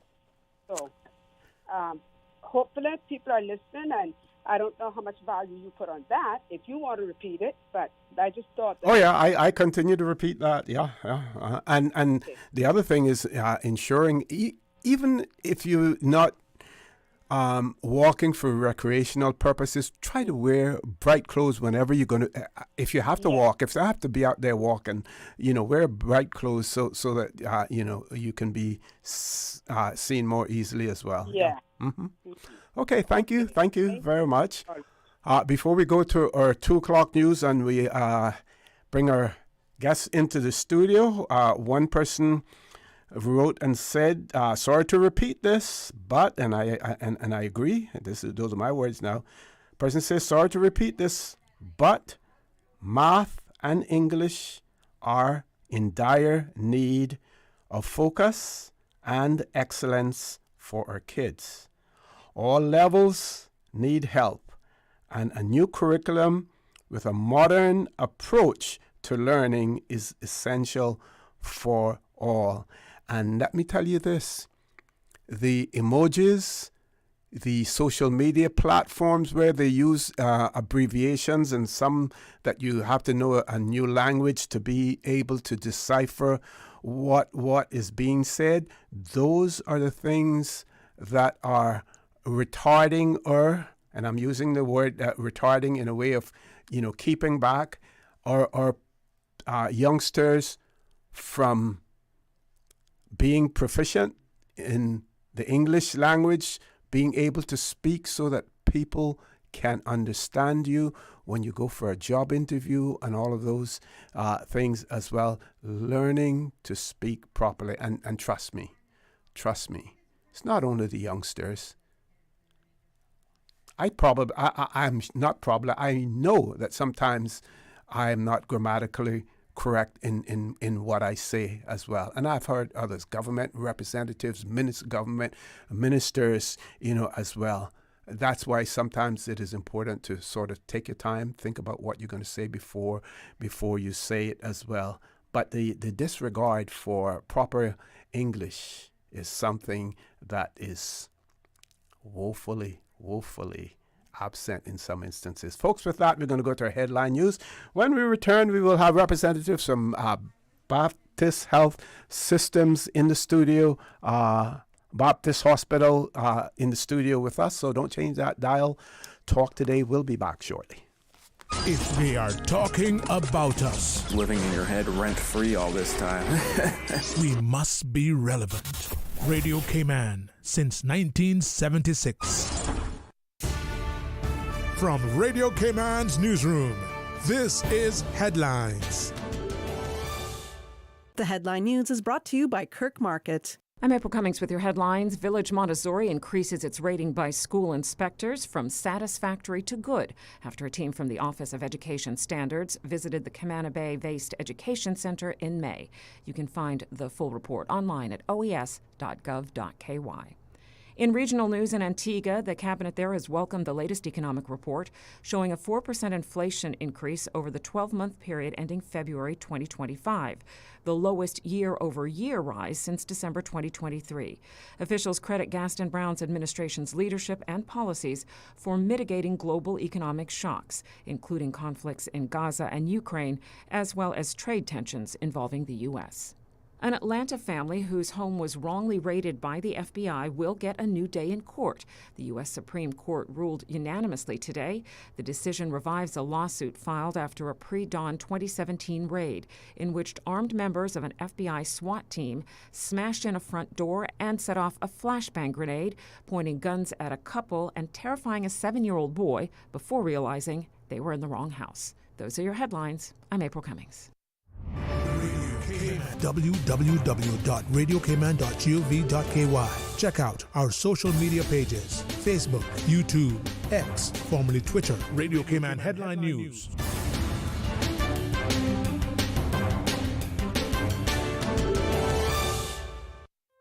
Looking for fresh, healthy food that's full of flavor?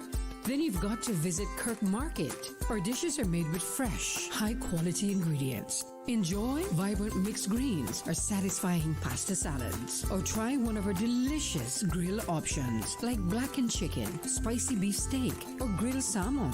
Looking for something light and flavorful? We've got sushi rolls and poke bowls prepared daily.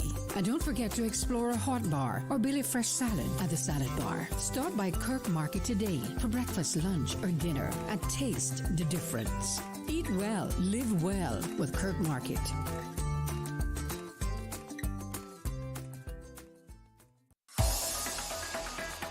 Radio Cayman's Talk Today.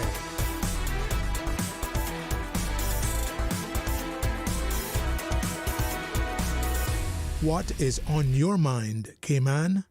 Good afternoon and welcome back to Talk Today. For those of you who are just joining us, it is my pleasure to have in the studio with me now Dr. Tompkins, who is from Baptist Hospital. We will be talking about minimal invasive cardiac surgery. I said we, but I should say he will be talking about that because I know absolutely nothing about the topic itself. Can you hear me? Yes. All right. You don't have to activate the mic at all. You know, he'll control it from in there. So, okay. So you're good. So he will be talking, about that, talking about the what it is all about, the benefits, the techniques that are used. He'll be giving you the whole rundown in terms of minimal invasive cardiac surgery. Dr. Tompkins, good afternoon. Welcome to Talk Today. Welcome to the Cayman Islands. If this is your first time, I'm not sure. It is my first time. Okay. I actually went to school in Dominica originally. Oh, okay. So I know a little bit about the islands, but I haven't been to the beautiful island of Grand Cayman. It's beautiful here, and I really appreciate the warm reception, the warm weather, of course. Well, welcome, and tell us some more about yourself then. Tell us some more about yourself. I actually was born and raised in Miami, part Latin, Cuban, and of course American. My dad was born in Coral Gables. Okay. Stayed there for many years, grew up, went to undergrad there, then went away for medical school. Originally went to Dominica, transferred out to New York, Syracuse. From there, came back to Miami for general surgery. I did 7 years of general surgery, 2 years of dedicated research. And then from there, I was accepted into a 3-year program in cardiothoracic surgery at Johns Hopkins. And from there, I took a job. My wife said, look, we're going back to Miami. We're going to live in Coconut Grove, and this is how it's going to be. So from there, I came back to Miami, and Baptist Health has been my home, and I love it. And they have invited me out to your beautiful island today. Okay. And how long have you been with Baptist Health? 2 years. 2 years with 2 Baptist years Health. now. Okay. So tell us what is minimal invasive cardiac surgery? We know these days that all types of surgeries, the trend is towards minimizing the invasiveness of it. Right. No, you're absolutely right. So basically, everybody's probably maybe known somebody who's had heart surgery in their family or friends, and usually they make a big midline incision down the center of their chest, and they do maybe a bypass, or they'll fix a valve and so forth. And we still do that, and it really depends on the patient and what the disease process is, of course. But what we try to do is like you said, that we try to make a big difference with a small incision, which basically means if you have a valve problem, we can make a small incision maybe on the right side of your chest and fix your aortic valve, so to speak. Maybe underneath by your armpit, make another small incision and fix your mitral valve if that's what your problem is. And then we also do coronary work, which is also bypass surgery, but through a small minimally invasive incision underneath your breastbone on the left side of your chest. So we have the options. We can do all that. And furthermore, we take it a little bit further. There's a lot of people that live with heart arrhythmias. You may even have one. You may know someone who has them. There's 33 million people in this world that have it. And I'll tell you what, a lot of people are undertreated, unfortunately, or they're treated with medication. If you're lucky enough to see a electrophysiologist, they may be able to burn the inside of the heart to stop this atrial fibrillation, and that's fantastic.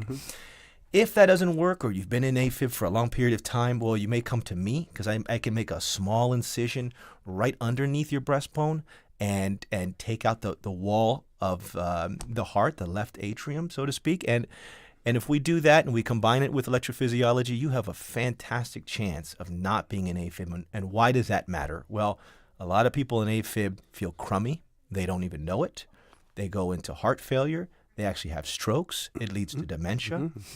And we can fix this as a collaborative approach, and we do that at Baptist Health all the time. And we do collaborate under many different situations.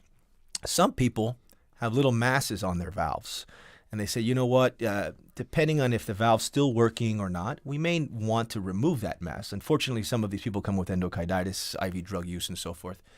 Well, I can take a cannula and stick it in someone's neck or maybe in their groin, and I can suck that mass off that valve. And hey, if we were able to get that mass off and the valve still works properly and you don't have any more positive blood cultures or anything, hey, it's a win-win for everybody. So there's a lot of different realms of cardiac surgery that we do tackle at Baptist Health when it comes to minimally invasive heart surgery. Okay. Only on Sunday, I was at a cycling event and met a friend there, and he said to me, "You see, I'm having difficulty breathing. Yeah. I'm breathing heavy. I've just walked a short distance. I just had quadruple bypass surgery." So, and he was still then having the reaction from the medications and everything else. But he was up and going, as well. Yeah. As far as this minimal invasive surgery, in terms of recovery time, what are we looking at? So if we do it minimally invasive, we can probably get you out playing golf in 3 to 4 weeks. I'll tell you another thing. I want to be very specific because we can do a lot of things minimally invasive, but even if we were to go through the midline of the chest, I'll tell you, with today's technology and our closure devices, I can close someone's chest and have it feel like you didn't even have heart surgery. Wow. So, because I use, strong cables, I use titanium plates and so forth. So, if you're not a candidate for minimally invasive, so to speak, but, we're able to do everything that we're supposed to do and then close your chest and you have one little tiny thin line that runs through the middle of your chest and your pain is almost nil, I think that's a big win as well. And in the same token, you're going to be going out and doing the same thing within 5 to 7 days after surgery. I get you out of the hospital around 4 to 5 days. Wow. It's pretty quick. And are you able to customize the surgery to suit the type of issue that you're dealing with? Absolutely. And each incision that we make, whether it be in the small, and when I say minimally invasive, I'm talking about a 4 centimeter, 5 centimeter incision, okay? Whether it be on the right or left side of your chest. So every single disease process that has to do with the heart, it definitely matters on where we make that incision. But we like to customize it to the patient, and we like to get them out of the hospital fast. We like to make sure that their pain is well controlled and they get back to everyday life and back to normal everyday life, and they don't need to worry about this anymore. So what types of developments and inventions have taken us from where you were splitting someone's chest open Yeah. to now where you're talking about a 3 or 4 centimeter incision. So I'll tell you, I think just like anything in medicine, the people have been here before us really paved the way for, whether it be open heart surgery, transplants, and so forth. You got to really be tough to say, I'm going to give this a shot. So I think people have seen this and they're very proficient in it, and they say, you know what, let me try to be a little slicker, make a smaller incision. But with that, like you said, the technology needs to be there. What that means is we need to have retractors that can spread the ribs just enough so we don't break them. We need to have long instruments so we can work down there. We use loops, right? So we use these little magnifying glasses on our eyes so we can see deep into the chest. And as a matter of fact, you know what we found out? That when we do valve surgery like the mitral valve or the tricuspid valve, so forth, that when we make these small incisions, it's a direct look at the valve, which is even better and easier than going through the middle end of the chest a lot of the times. So it's quite impressive. Now, furthermore, you also need to, I do want to make it clear that when you have people say, hey, I want a minimally invasive, surgery, it is still open heart surgery. There's no difference, okay? You're still having open heart surgery. So it is invasive, but we do make it look like it's not so invasive. But, we have to put you in the heart-lung machine. And in order to do so, you have to invent different cannulas that we put in the groin and so forth to put you on the heart-lung machine for a short period of time, And so really it's in the ability of the surgeon that have done enough procedures to make the incision smaller and smaller. We have the better, longer instruments today, and we're able to see better. We have cameras that can follow. So therefore, if I'm doing the surgery, my assistant on the other side of the table can see on my video camera what I'm looking at, because clearly you can't see if it's through 4 centimeter incision, but you got to know how to assist me. So all these little things work, and as a matter of fact, the anesthesiologist has to be up to par and know what's going on too. So there's a lot that goes into play, but our advancement in heart surgery from the 1960s to where we are today is quite impressive, and Baptist Health is at the forefront of all of that. Okay, and what has brought Baptist Health to the forefront? What is it in the DNA of Baptist Health itself? And the name resounds here in the Cayman Islands, goes way back in terms of the relationship that Caymanians have had with Baptist Health, Health as well. So if from the heart standpoint, we're part of the Miami Cardiac and Vascular Institute, which is headed by Dr. Tom Wen and Dr. Joseph McGinn. Dr. Joseph McGinn was the one that hired me, and he is actually a world-famous minimally invasive coronary surgeon. People come from all around just to have bypass with him, and he can bypass any vessel in your heart through a small incision on the left side of your chest. So when you get that name there, as you can imagine, you all of a sudden get that marketing. And then they hired our CME, Dr. Tom Wen, who is a world-renowned master in mitral valve surgery, and he's able to do these small, minimally invasive procedures through mitrals, any valve, actually, I should say. He also does coronary work and everything else, but that's his passion, and that's what he does. And I think having the two of them there, they were able to really promote who Baptist Health is and market it not only in our city, but of course in Grand Cayman and beyond. Okay. Anything more that you want to tell us before we go to our first commercial break about Baptist Health? I know, you've been there only for 2 years so far, but... It's been wonderful, I'll tell you, and not just from that standpoint, but the collaboration with other groups such as interventional radiologists, electrophysiology is really incredible. And furthermore, we do cutting-edge research with Florida International University we've now partnered with, okay? And we have our own research program, and we get our own grants and so forth. And so we partner with other major academic institutions. And furthermore, we're actually going the academic route, and we're actually going to have cardiac surgery, cardiothoracic fellows in the next couple of years, general surgery fellows, and so forth in residence. And I think that we're really pushing the envelope. And it's pretty impressive, and we're very happy. And we attend all the major conferences, whether it be nationally or internationally. Okay, so Dr. Tompkins, we're going to take a commercial break. But when we return, I want you to talk a little bit about the fact that while the focus now in the 21st century is more on eating healthy, living healthy, you will still have persons who will need this type of surgery. Oh, absolutely. Simply, maybe because of lifestyle choices. no problem. But it may be something beyond their control that they just inherited. It's absolutely true. As well. So can we talk a little bit about that as soon as we return from the commercial break? I'm ready. Folks, don't change that dial. Please stay tuned if you want to know more about minimal invasive cardiac procedures given at Baptist Hospital. You will hear it right here on Talk Today from Dr. Tompkins, who is, I call you a resident at no, I'm an attending. You're attending physician. Attending physician. Baptist. Don't change that dial. Please stay tuned. Talk Today. We'll be back shortly. Did you know ordering your favorite sandwich from Subway just got easier? Yeah, picture this. No more waiting in line. No more fussing with cash. Just a delicious taste of Subway at your fingertips. With our new app, ordering your go-to sub is as easy as a few taps on your phone. Plus, receive exclusive deals and earn loyalty points with every purchase made on the app. Download the new Subway app today and get ready to ditch the lines and drive straight into your flavor. Visit the App Store or Google Play Store on your mobile phone and search for Subway Cayman Islands. Subway. Eat fresh. Stay cyber secure with Cayman National. Protect your computers and mobile devices with security software to defend against cyber attacks through viruses, malware, and other online threats. Be aware of unsecure Wi-Fi connections when in public. If you need to access your online banking or sensitive information on your mobile devices, try disabling the Wi-Fi and switching to data from your mobile network. If you suspect a fraud attempt, please contact our customer support team at 949-8300.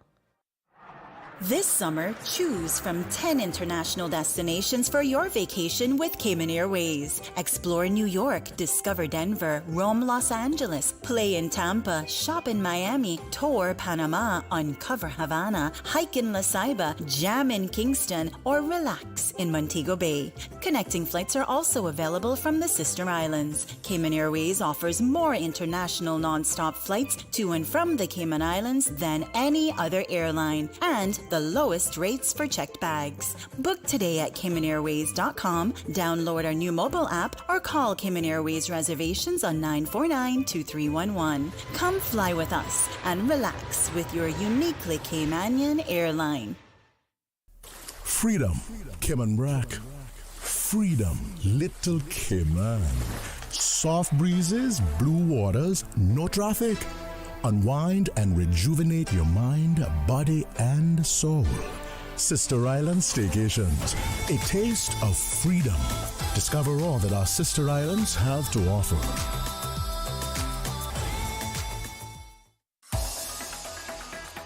Radio Cayman's Talk Today.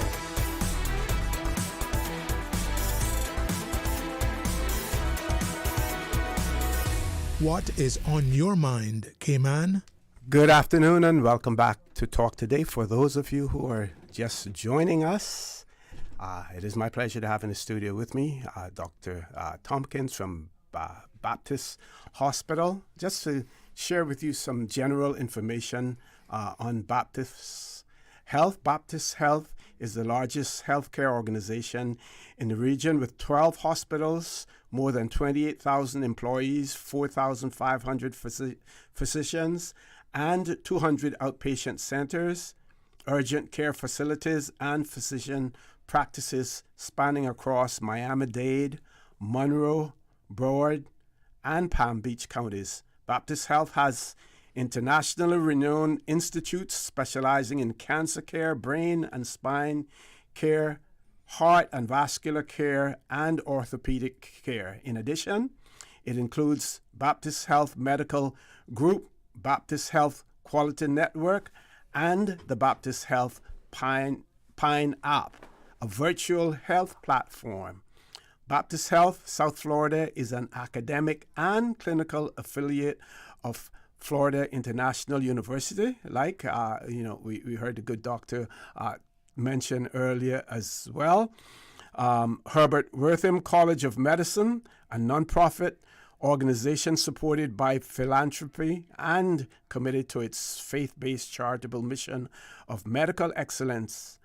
Baptist Health has been recognized by Fortune as one of the 100 best companies to work for in America and is the most awarded healthcare system in South Florida by U.S. News and World Report as well.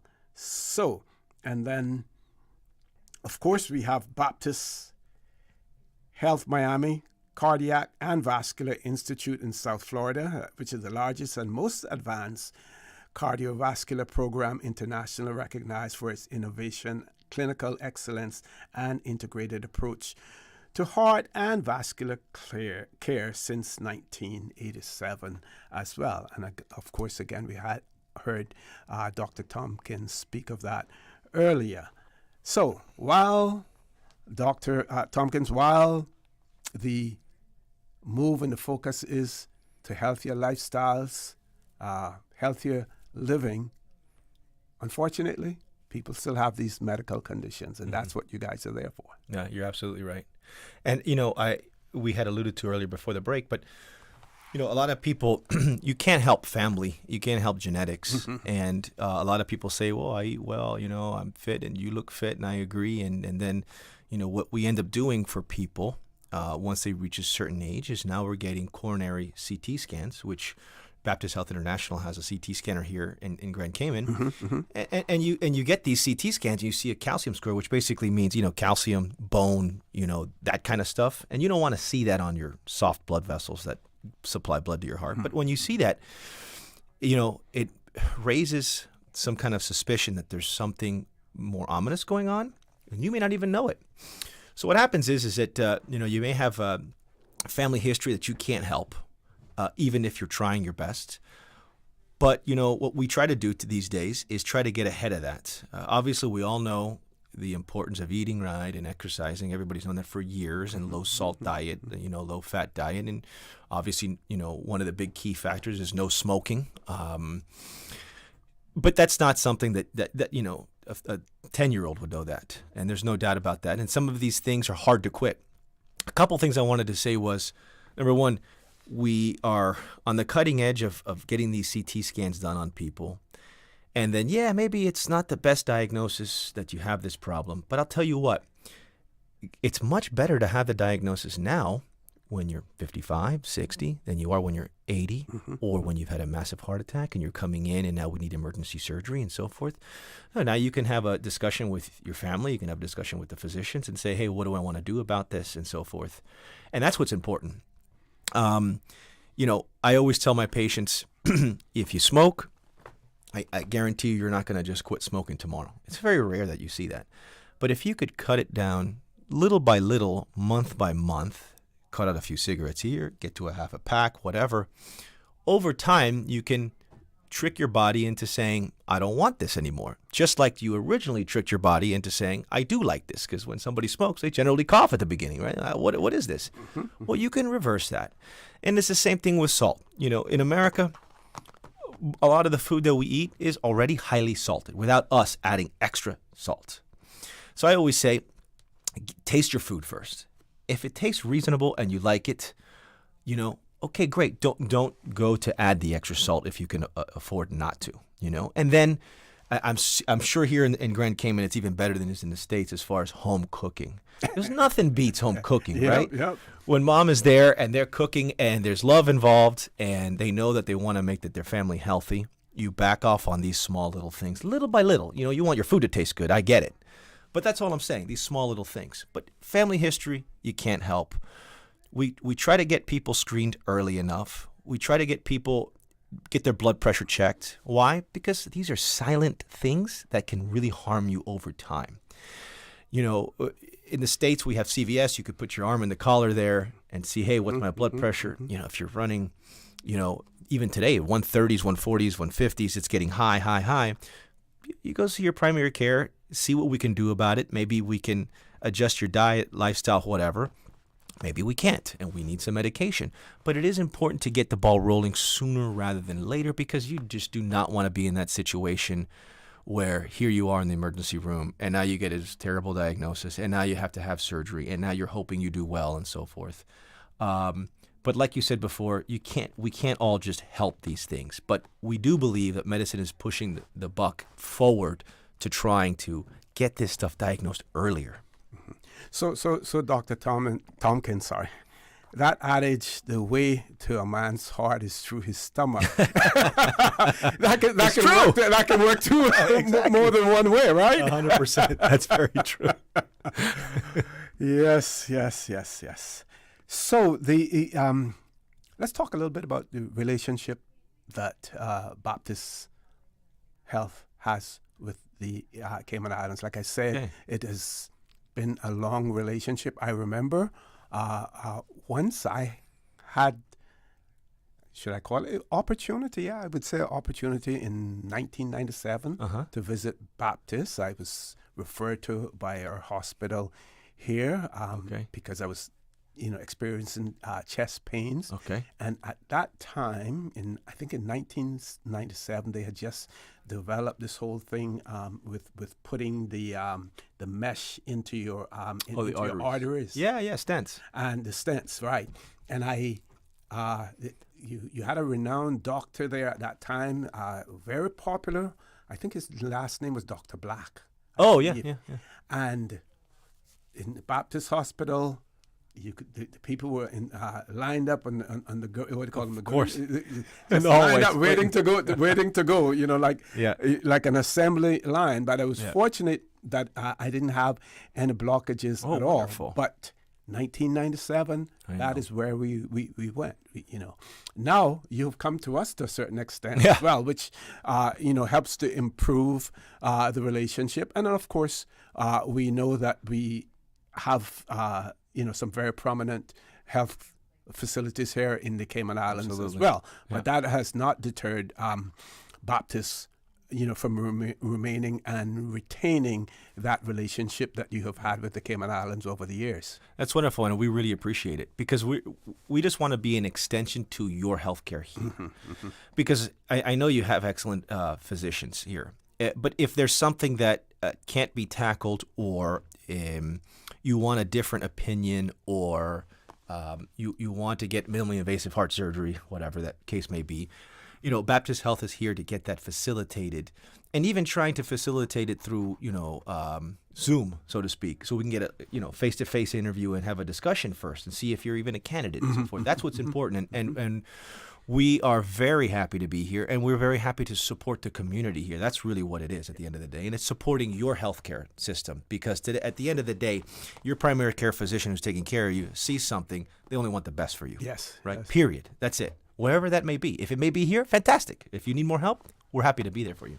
Okay, so let's rehash some and reassure our listeners, those who may at one point in time become one of your patients as well, about minimal invasive surgery as well as its benefits and how sort of painless the procedure can be. Oh, yeah, there's no doubt. Absolutely. So if you want to repeat those things? Yeah, sure. So a couple of things just to rehash what I was saying before is, number one, listen to your body. If you're feeling crummy, you don't know why, you feel palpitations, kind of weird, go see your primary care physician. If you need help with Baptist is happy to help you in those situations. If we find that, we get a little ultrasound of your heart because, you may be retaining some fluid or you hear a murmur on your chest, your primary care uses a stethoscope, you hear a murmur and so forth, and it needs to be followed appropriately and make sure that it doesn't get any worse so you need surgery. But if you do, we get an ultrasound, we see if it's bad, see how bad it may be, and our goal is to try to repair these valves. And we try to do it through a small, about 4-centimeter incision, whether it be on the right side of your chest underneath your breast, by your armpit, or on the left side of your chest underneath your breast. And those all matter because it depends on where the valve is that we're trying to tackle.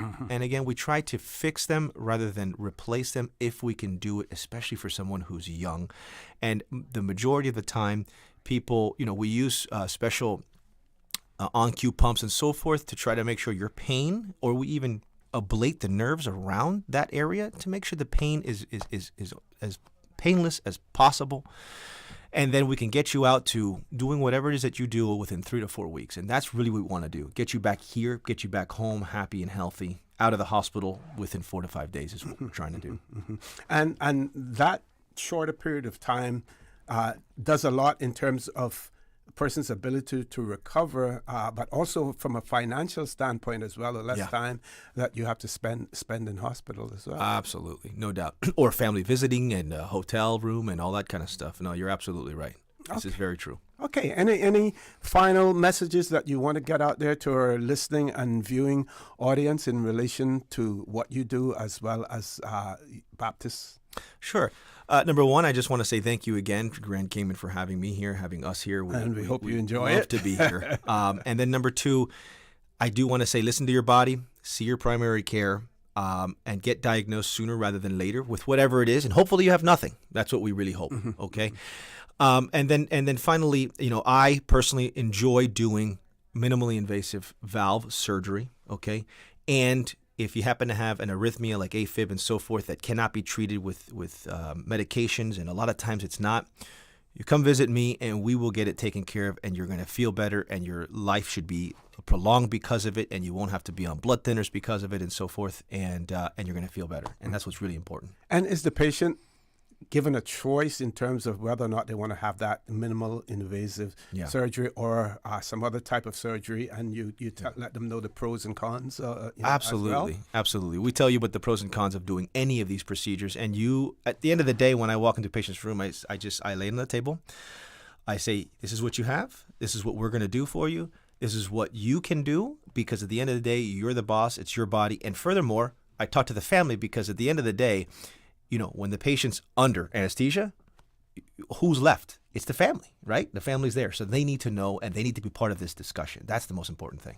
Okay. Dr. Tompkins, I want to thank you for making yourself available. I want to thank you and your colleagues at Baptist Health as well for all that you do for the people of the Cayman Islands. And like I said earlier, there is a long historical connection between Baptist and the Cayman Islands, and we're glad that relationship, continues as you continue in terms of your innovative approach to medicine, that we are included in that as well. So thank you. Thank you very much. We really appreciate it. I want to thank all of our listening and our viewing audience as well. I want to give a big shout out to Miss Pamela Ebanks, Miss Pam Ebanks Small, who's celebrating her birthday today, and continue to celebrate, but ensure that whatever you do it in moderation as well as far as celebration is concerned. That is Miss Pamela Ebanks Small. Folks, I want to thank you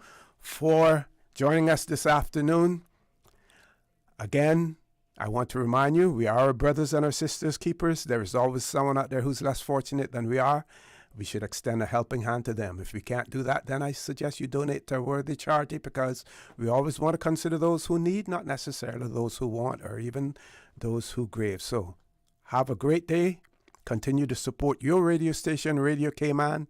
And as usual, we ask the good Lord to bless these three beautiful, wonderful Cayman Islands.